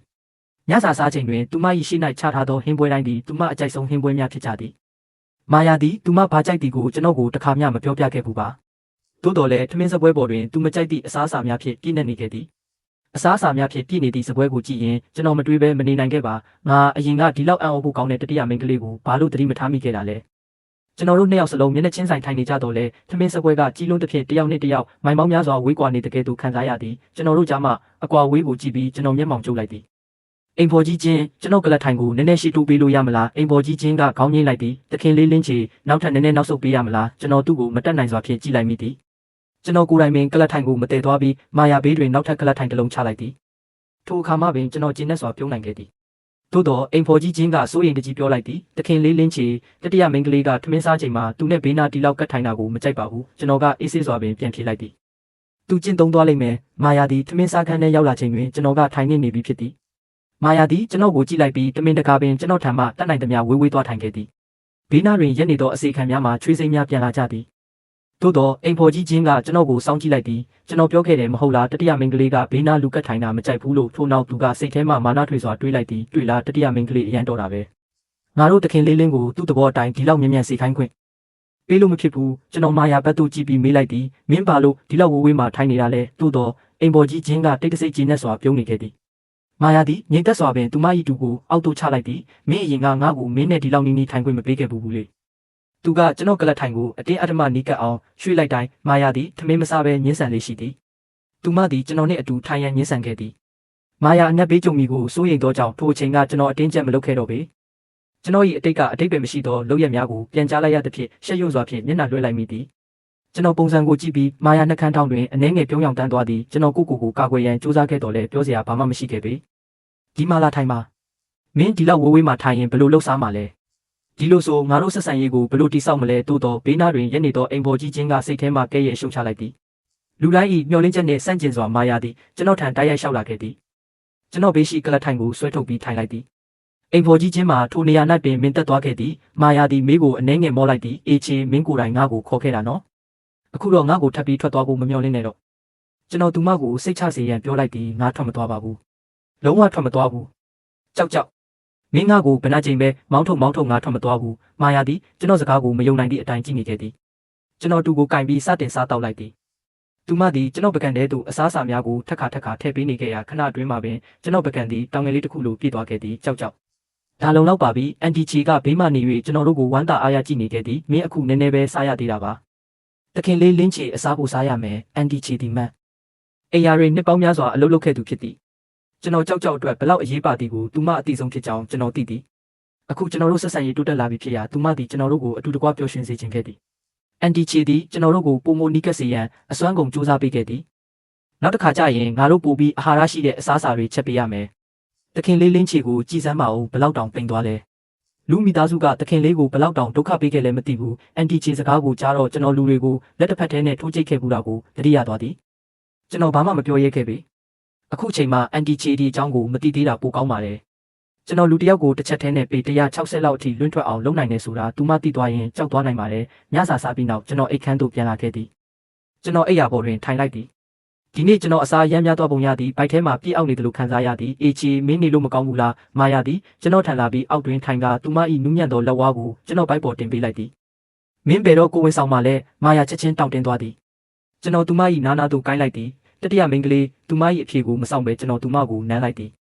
ဒီနေ့ညမှာကျွန်တော်တို့ဆက်ဆံရေးကိုလုံးဝရှေ့ဆက်သွားနိုင်ဖို့ကျွန်တော်တနိဋ္ဌာန်ချထားခဲ့သည်နောက်တစ်နေ့နံနက်တွင်ကျွန်တော်မျက်လုံးပွင့်လာသောအခါမာယာသည်ကျွန်တော်ရင်ခွင်ထဲတွင်ရှိနေပြီးသူမ၏မျက်လုံးကြီးများဖြင့်ကျွန်တော်ကိုကြည့်နေခဲ့သည်ကြောက်မင်းနိုးပြီလားဘာမှမတတ်မတာခံစားရတာမျိုးရှိလားဘာမှနာကျင်နေတာမျိုးရောရှိလားမနေ့ညကကျွန်တော်တကယ်ပဲလွန်သွားခဲ့တယ်လို့ခံစားလိုက်ရသည်ကျွန်တော်တတိယမိန်းကလေးအပေါ်အယမ်းလွန်သွားခဲ့တာပဲငါရေချိုးဖို့သွားပြင်ပေးမယ်ရေချိုးပြီးရင်မင်းပိုတက်တာသွားလိမ့်မယ်ထို့သို့ပြောရင်းကျွန်တော်အိယာမှာထရန်ပြင်းလိုက်သည်သို့တော့မာယာကကျွန်တော်လက်ကောက်ဝတ်ကိုဆွဲထားပြီးပြောလိုက်သည်မင်းထွက်ပြေးတော့မလို့လားမင်းဒီလောက်တောင်ရက်ဆက်ရတာလဲငါ့ကိုပြောစမ်းပါဦးအခုမင်းကအတွက်ဘလို့တာဝန်ယူမှလဲဒီတစ်ချိန်မှာမာယာသည်အပြစ်မရှိသောဇနီးငယ်လေးကတစ္ဆာမရှိသောခင်မိုးထံမှစင်းရှင်းရန်လာသည့်အတိုင်းဖြစ်နေခဲ့သည်သူမ၏အတန်တွင်မကျေနပ်မှုများပြည့်နှက်နေခဲ့သည်ဒါဆိုမင်းငါ့ကိုဘလို့တာဝန်ယူစေချင်တာလဲကျွန်တော်သူမကိုချစ်မြတ်နိုးစွာကြည့်လိုက်သည်ငါရဲ့ချစ်သူဖြစ်ပေပါမာယာကပြက်ပြက်တသားပြောလိုက်သည်သူမသည်ဒီအကြောင်းကိုအချိန်တန်ကြာကလေးကတွေးတောထားခဲ့တာရှင်းနေပါသည်ကျွန်တော်ခဏမျှရက်တန်သွားခဲ့သည်သူမဒီလိုမေးလိမ့်မည်ဟုကျွန်တော်လုံးဝမမျှော်လင့်ထားခဲ့ပေမာယာမျက်နှာပေါ်တွင်အနှဲငယ်စိုးရိမ်နေသည့်အရေးအယောင်ကိုကျွန်တော်တွေ့လိုက်ရသည်ကျွန်တော်ညှင်းဆိုလိုက်မိကိုသူမကြောက်နေပုံရသည်ဒါကြောင့်ကျွန်တော်ပြုံးလိုက်ပြီးပြောလိုက်သည်ကောင်းပြီလေမာယာကကျွန်တော်ကိုမယုံနိုင်စွာကြည့်လိုက်သည်အေးချေမင်းသဘောတူလိုက်တာလားမင်းသဘောတူလိုက်တာနော်အခုမင်းစကားပြန်ရုပ်သိမ်းလို့မရတော့ဘူးငါပြန်မရုပ်သိမ်းပါဘူးတတိယမိန်းကလေးကဒီလောက်လာတယ်ဘောဒီလည်းအရန်ကောင်းတယ်အရန်လည်းဂယုစိုက်တတ်တယ်ငါကဘာလို့စကားပြန်ရုပ်သိမ်းရမှာလဲမာယာသည်အိယာမတာကကျွန်တော်ကိုတင်းကျပ်စွာဖတ်ထားလိုက်သည်အမှန်တိုင်းပြောရရင်သူမကျွန်တော်ကိုတောင်ကုန်းအိမ်ယာ Hillside Villa တို့ခေါ်ဆောင်လာခဲ့သည့်နေ့မှစ၍ကျွန်တော်သည်သူမ၏ခင်မှုဖြစ်ခဲ့ပြီးဖြစ်သည်သို့တော်လည်းအခုမှတွဲကြည့်တာလည်းနောက်ကျမသွားသေးပါဘူးတနေ့လုံးသူမသည်ကျွန်တော်သူမ၏ချစ်သူဖြစ်လာသည့်ပျော်ရွှင်မှုတွေတွင်နစ်မျောနေခဲ့ပြီးကျွန်တော်လည်းပျော်ရွှင်စွာဖြင့်သဘောတူခဲ့သည်လက်ထောက်သည်စာရွက်စာတမ်းအချို့ကိုယူဆောင်ပြီးတောင်ကုန်းအိမ်ယာသို့ရောက်ရှိလာခဲ့သည်သူမသည်မာယာအဝေးသို့ငေးမောနေသောမျက်နှာပေးကိုတွေ့လိုက်ရသည်တခင်လေးလင်းချီကတတိယမိန်းကလေးကိုအယမ်းပင်ပန်းအောင်လှုပ်လိုက်တာများလားသူမဘာလို့ဒီလောက်မိန်မောနေရတာလဲလက်ထောက်ကသူမထံသွားပြီးပခုံးကိုပုတ်လိုက်သည်တတိယမိန်းကလေးနေကောင်းရဲ့လားမာယာအာယုံပြန်ရောက်လာခဲ့သည်သူမသည်လက်ထောက်ကိုစိတ်မရှိစွာကြည့်လိုက်သည်မင်းဘာလို့ဒီကိုရောက်နေတာလဲတတိယမိန်းကလေးရဲ့အာယုံဆိုင်မှုလိုအပ်တဲ့အလုပ်ချို့ရှိလို့ပါလက်ထောက်ကစာရွက်စာတမ်းများကိုစပွဲပေါ်တင်လိုက်သည်ငါဒီနေ့အေချီနဲ့အိမ်မှာပဲနေမယ်အလုပ်တွေနဲ့လာမရှုပ်ပါနဲ့မာယာသည်စာရွက်စာတမ်းများကိုကြည့်ပင်မကြည့်ချင်ခဲ့ပေထိုထဲတွင်တန်းပေါင်းကုလီပေါင်းများစွာတန်ကြီးရှိသောကန်ထရိုက်များပါဝင်တော်လဲတတိယမိန်းကလေးအတွက်မူထိုအရာများသည်အမှန်တကယ်ပင်ဘာမှအတိတ်ပဲမရှိခဲ့ပေလက်ထောက်သည်စာရွက်စာတမ်းများကိုတင်ဆက်ပြီးထွက်သွားရန်ပြင်လိုက်သည်မာယာကနောက်မှလှမ်းခေါ်လိုက်သည်ဟေ့မင်းမချစ်သူရှိလားမရှိပါဘူးမင်းမဘာလို့ချစ်သူမရှိတာလဲတတိယမိန်းကလေးရဲ့လက်ထောက်မဖြစ်ခင်ကကျမလူအချို့နဲ့တွဲခဲ့ပူပါတယ် ဘာလို့မေးတာလဲတတိယမိန်းကလေးလက်ထောက်ကစိတ်ထဲမှာတိုးတိုးလေးညီးတွဲလိုက်သည်တတိယမိန်းကလေးကြောင့်မဟုတ်ရင်ပြီးတော့တတိယမိန်းကလေးရဲ့နေ့စဉ်ပင်ပန်းလုံးနဲ့အလုပ်ဝင်ပြီးမှုတွေကြောင့်မဟုတ်ရင်အဲ့ဒါဆိုကျမရဲ့ချစ်သူကကျမကိုလမ်းခွဲပါမလားမာယာမျိုးလုံးများချက်ချင်းတောက်ပသွားခဲ့သည်ဒါဆိုယောက်ျားတစ်ယောက်ရဲ့အသေးကိုဘလို့သိမ့်ပတ်ရမလဲဆိုတာမင်းသိတာပေါ့လက်ထောက်ဤနှက်ခမ်းများတွန်းကွေးသွားခဲ့သည်ထို့နောက်သူမသည်မာယာကိုတဲလုံနည်းများကိုစတင်တင်ပေးခဲ့သည်ကျွန်တော်တကားဝတွင်မိရရင်သူမအရန်လေးနဲ့စွာမှတ်စုထုတ်နေသည်ကိုကြည့်ပြီးမရေပဲမနေနိုင်ခဲ့ပေကျွန်တော်၏အရင်ဘဝတုန်းကသူမသည်ဘသူမျှလက်လန်းမမီနိုင်သောကြောက်စရာကောင်းသည့်တတိယမိန်းကလေးမာယာဖြစ်ခဲ့သည်သူမ၏စိတ်တဆယောဂ bipolar disorder ကသူမကိုအတွင်းထဲမှနှိပ်စက်ခဲ့သည်ကျွန်တော်အနာသို့ချင်းကပ်ရာတွင်ပင်သူမသည်တတိထားခဲ့ရသည်သို့တော့ဒီဘဝမှာတော့ကျွန်တော်ကိုသူမအနာမှာထိမ့်သိမ်းထားဖို့အတွက်သူမသည်မကျွမ်းကျင်စွာဖြင့်ကျွန်တော်ကိုကျဉ်းနှံ့အောင်လှုပ်ဆောင်နေများကိုတင်ယူနေခဲ့သည်သူမ၏မျက်လုံးများထဲတွင်ရှိနေသောလေးနက်မှုနှင့်စိုးရိမ်မှုများသည်တန်ပေါင်းများစွာသောအချစ်ကတိများထပ်ပင်ကျွန်တော်ကိုပုံမထိခိုက်စေခဲ့သည်ကျွန်တော်သူမအနာသို့တွားလိုက်သည်သူမလက်ထဲမှမှတ်စုစာအုပ်ကိုဖြင်းချင်းစွာယူလိုက်ပြီးငုံကသူမ၏နှက်ခမ်းများကိုနှမ်းရှိုက်လိုက်သည်မင်းတင်ယူနေစရာမလိုပါဘူးမင်းရှိနေတဲ့အတိုင်းကိုပဲငါသဘောကျတာပါမာယာနိုင်ရွက်များหนีရဲသွားခဲ့သည်သူမသည်ကျွန်တော်ခါကိုသူမ၏လက်များဖြင့်တိုင်းဖက်လိုက်ပြီးသူမ၏မျက်နှာကိုကျွန်တော်ရင်ခွင်ထဲတွင်ပုံးကွယ်လိုက်သည်ကြောင်ပေါက်ကလေးတစ်ကောင်နောက်ဆုံးမှသူ့အိမ်ကိုရှာတွေ့သွားသလိုမျိုးပင်ကျွန်တော်သူမ၏ကြောကိုဖြင်းချင်းစွာတက်ပေးလိုက်သည်ကျွန်တော်၏အရင်ဘဝကနောင်တများသည်ကျွန်တော်အတွင်းထဲမှပြန်လည်ထွက်ပေါ်လာခဲ့သည်လူရပိုင်းနှင့်ကြောင်တို့သည်ကျွန်တော်ကိုထက်ခါတစ္ဆာဖောက်ခဲ့ကြသည်ကျွန်တော်သူမထံမှထွက်ပြေးခဲ့သည်ကျွန်တော်သူမကိုနာကျင်စေခဲ့ပြီးသူမကိုထွက်သွားခွင့်ပြုရန်တေချောင်းကြံစီမှုဖြင့်ပင်ချိန်ချောက်ခဲ့သည်ထိုအချိန်မှပင်သူမသည်စီးနေရဝီကဲပေါ်တွင်ကျွန်တော်တင်ချိုင်းကိုစောက်ရှောက်နေသည်ကိုတွေ့လိုက်ရခြင်းဖြစ်သည်ငိုရင်မေမေလျော့ဖြစ်သွားခဲ့ရပြီးထိုမိပုံထဲမှကျွန်တော်ကိုကယ်တင်ရင်းသူမသည်ထာဝရမတန်မဆွမ်းဖြစ်သွားခဲ့ရသည်ကျွန်တော်တည်ဆုံပြီးနောက်မှပင်သူမသည်ကျွန်တော်ကိုကာကွယ်ရန်သူမ၏အရာအလုံးကိုပေးဆက်ခဲ့ကြောင်းသိလိုက်ရသည်သို့တော်လည်းကျွန်တော်သည်သူမ၏စစ်မှန်သောအချစ်ကိုခြေဝါးအောက်တွင်နင်းချခဲ့မိသည်အခုတော့ကျွန်တော်သူမကိုနည်းနည်းလေးမှဒုက္ခထပ်မခံစေတော့ပါလက်ထောက်သည်အကင်းပါစွာဖြင့်ထိုနေရာမှထွက်သွားခဲ့သည်အခန်းထဲတွင်အခုကျွန်တော်တို့နှစ်ယောက်ပဲကျန်တော့သည်မာယာကကျွန်တော်ကိုကြည့်လိုက်သည်သူမ၏အကြည့်များသည်လေးနက်နေခဲ့သည်အေးချေငါမင်းကိုမဆုံးရှုံးခြင်းဘူးငါ့ကိုဘယ်တော့မှစွန့်ခွာမသွားဘူးလို့ကတိပေးပါကျွန်တော်သူမ၏လက်ကိုပုံမတင်းကျပ်စွာဆုပ်ကိုင်လိုက်ပြီးကျွန်တော်လက်ချောင်းများသည်သူမ၏နူးညံ့သောအိုရေပြားကိုထိတွေ့နေခဲ့သည်ဒီဘဝမှာတည်းမကဘူးနောက်ဘဝမှာလည်းမဟုတ်ဘူးငါအမြဲတမ်းမင်းနဲ့အတူရှိနေမှာပါခဏအကြာတွင်ကုညံသည်မုန်တိုင်းတစ်ခုလိုအတွင်းသို့ပြေးဝင်လာခဲ့သည်ဝင်လာသည်နှင့်သူမကအော်ဟစ်လိုက်သည်တတိယအကိုအဲ့ဒီမိမကြောင်းတယောက်လုံးဝပျက်စီးသွားပြီးကျွန်တော်မျက်ခုံးမြောက်ပြီးဆက်ပြောရန်အချက်ပြလိုက်သည်ကုညံမျက်နှာပေါ်တွင်နှက်ဆိုင်သောကျဉ်နှက်မှုများရှိနေခဲ့သည်မျက်နှာပျက်စီးသွားပြီးတဲ့နောက်သူမနေရာတိုင်းမှာကုသမှုတွေယူခဲ့တာသူမရဲ့ပတ်စံတွေအကုန်သုံးလိုက်ပေမဲ့တတ်တာမလာဘူးလူမိသားစုစီကနေအကူအညီတောင်းဖို့ကြိုးစားခဲ့ပေမဲ့လူမိသားစုကိုယ်တိုင်လည်းကိုကယ်တင်နိုင်တဲ့အခြေအနေမှာမရှိတော့ဘူးကျွန်တော်ဒါတွေအကုန်လုံးကိုအချိန်တော်ကြာကလေးကစီစဉ်ထားခဲ့တာပါလူကြီးကိုပြင်းထန်စွာဒဏ်ရာရစေပြီးနောက်သူ့ဒဏ်ရာများသည်ထက်ခါပိုးဝင်ခဲ့သည်သူသည်ထာဝရမတန်မစွမ်းဖြစ်သွားခဲ့ပြီးဘယ်တော့မှပြန်မတ်တရက်နိုင်တော့ပေရှမ်းဝန်သည်သူမ၏သားအတွက်ငိုကြွေးနေပြီးနေရာတိုင်းမှာအကူအညီတောင်းနေခဲ့သည်သို့တော့သူမသည်အရင်ကအရန်ရက်ဆက်ခဲ့မှုတစ်ဖြစ်ဘယ်သူမှသူမကိုမကူညီခဲ့ကြပေလူစီးပွားရေးသည်အမြဲတမ်းမိသားစုပေါ်တွင်မိခိုနေရခြင်းဖြစ်သည်ကျွန်တော်မိသားစုကိုလူမိသားစုနှင့်ပူးပေါင်းဆောင်ရွက်မှုအားလုံးရပ်ဆိုင်းရန်အမိန့်ပေးခဲ့သည်သူတို့ကုမ္ပဏီသည်ညရင်းချင်းပင်ဗန်ရုပ်ခသွားခဲ့ပြီးအကျွေးများတည်ရှိသွားခဲ့သည်တစ်ချိန်ကအရန်မောက်မာခဲ့ပြီးကျွန်တော်ကိုအစီခံတယောက်လိုဆက်ဆံခဲ့သည်လူမိသားစုသည်အခုတော့လုံးဝပျက်စီးသွားခဲ့ပြီဖြစ်သည်နေ့တိုင်းအကျွေးရှင်များလိုက်လံတောင်းဆိုနေသဖြင့်သူတို့သည်အခြေခံလိုအပ်ချက်များကိုပင်မဖြည့်ဆည်းနိုင်တော့ပေဒါဟာသူတို့မာယာပေါ်တင်ရှိနေတဲ့အကျွေးတွေပဲဖြစ်သည်ဝစ်ဆိုတာလဲတက်မြောက်လာသည်ဝစ်ကျွေးဆိုတာဘယ်တော့မှမလွဲဘူးကြောင်းနဲ့ပတ်သက်၍မူအရင်ဘဝတုန်းကကျွန်တော်တို့ကြားမှာအထင်အမြင်လွဲမှားမှုတွေဖန်တီးခဲ့ပြီးမာယာနဲ့ကျွန်တော်ကိုထာဝရခွဲဝေခဲ့တဲ့ထိုမိမပင်ဖြစ်သည်မျက်နှာပျက်စီးသွားပြီးနောက်သူမသည်လုံးဝအသေးပြတ်သွားခဲ့သည်အခုတော့သူမမှာယောက်ျားတွေကိုညှို့ဆွဲဖို့ထိုအလှတရားမရှိတော့ပေနောက်ဆုံးမှာသူမသည်လမ်းပေါ်ရောက်သွားခဲ့ပြီးလူတိုင်းလှောင်ပြောင်စရာဖြစ်လာကလူတိုင်းကသူမကိုမုန်းတီးကြတော့သည်မကောင်းတဲ့လူတွေကသူတို့ရဲ့ဝစ်ကျွေးကိုမလွဲမသွေပြန်ခံရတာပါပဲမာယာအခုတော့ငါနောက်ဆုံးမှာအဲ့ဒီအထင်အမြင်လွဲမှားမှုတွေကိုနောက်ဘက်မှာထားခဲ့နိုင်ပြီးမာယာကကျွန်တော်ကိုကြည့်လိုက်သည်သူမ၏မျက်လုံးများထဲတွင်မကျေနပ်မှုစိတ်ကစားများမရှိဘဲအချစ်နဲ့နာကျင်မှုများသာရှိနေခဲ့သည်အခုနောက်ထပ်အနေရရှိတဲ့အလုပ်တွေမလုပ်ပါနဲ့တော့လုပ်เสียရှိတာမှန်သမျှငါ့ကိုလုပ်ခွင့်ပေးပါအစပိုင်းတွင်အဖိုးကြီးမတ်သည်ကျွန်တော်ကိုအရန်တတိထားခဲ့သည်ကျွန်တော်ဒီမက်မိသားစု၏ပျက်စီးခြင်းဖြစ်လာမည်ဟုသူထင်ခဲ့သည်သို့တော့ကျွန်တော်ကြောင့်မာယာစိတ်တဆယောဂါသည်နောက်ထပ်ဘယ်တော့မှထမလာတော့သည်ကိုသူတွေ့လိုက်ရသည်သူမသည်တနေ့လုံးပြုံးနေခဲ့ပြီးနေ့တိုင်းပုံမူကောင်းမွန်လာခဲ့သည်နောက်ဆုံးမှာသူလက်လျှော့လိုက်သည်တနေ့တွင်အဖိုးကြီးမတ်သည်ကျွန်တော်ကိုသူ့စာကြီးခန်းသို့ခေါ်လိုက်ပြီးမက်မိသားစု၏ပိုင်ဆိုင်မှုများဆိုင်ရာလုပ်ပိုင်ခွင့်လွှဲအပ်လွှာကိုကျွန်တော်လက်ထဲသို့ပေးလိုက်သည်အေချေကြောက်ကအခုမင်းလက်ထဲမှာရှိနေပြီးမက်မိသားစုရဲ့အရာအလုံးကအခုမင်းတို့နှစ်ယောက်လုံးရဲ့ပိုင်ဆိုင်မှုပဲကျွန်တော်ထိုအရာကိုလေးနက်စွာလက်ခံလိုက်ပြီးစကားတစ်လုံးချင်းစီကိုစဉ်းစားကဂတိပေးလိုက်သည်အဖိုးကျွန်တော်မကြခင်အသက်ကိုပေးပြီးကြောက်ကိုကာကွယ်ပါမယ် ကျွန်တော်တစ်သက်လုံးသူမကိုစောင့်ရှောက်သွားပါမယ်ဖြည်းဖြည်းချင်းကျွန်တော်တို့၏နေ့ရက်များသည်အေးချမ်းစွာကုန်လွန်လာခဲ့သည်တောင်ကုန်းအိမ်ယာသည်နှွေးထွေးမှုများဖြင့်ပြည့်နှက်သွားခဲ့သည်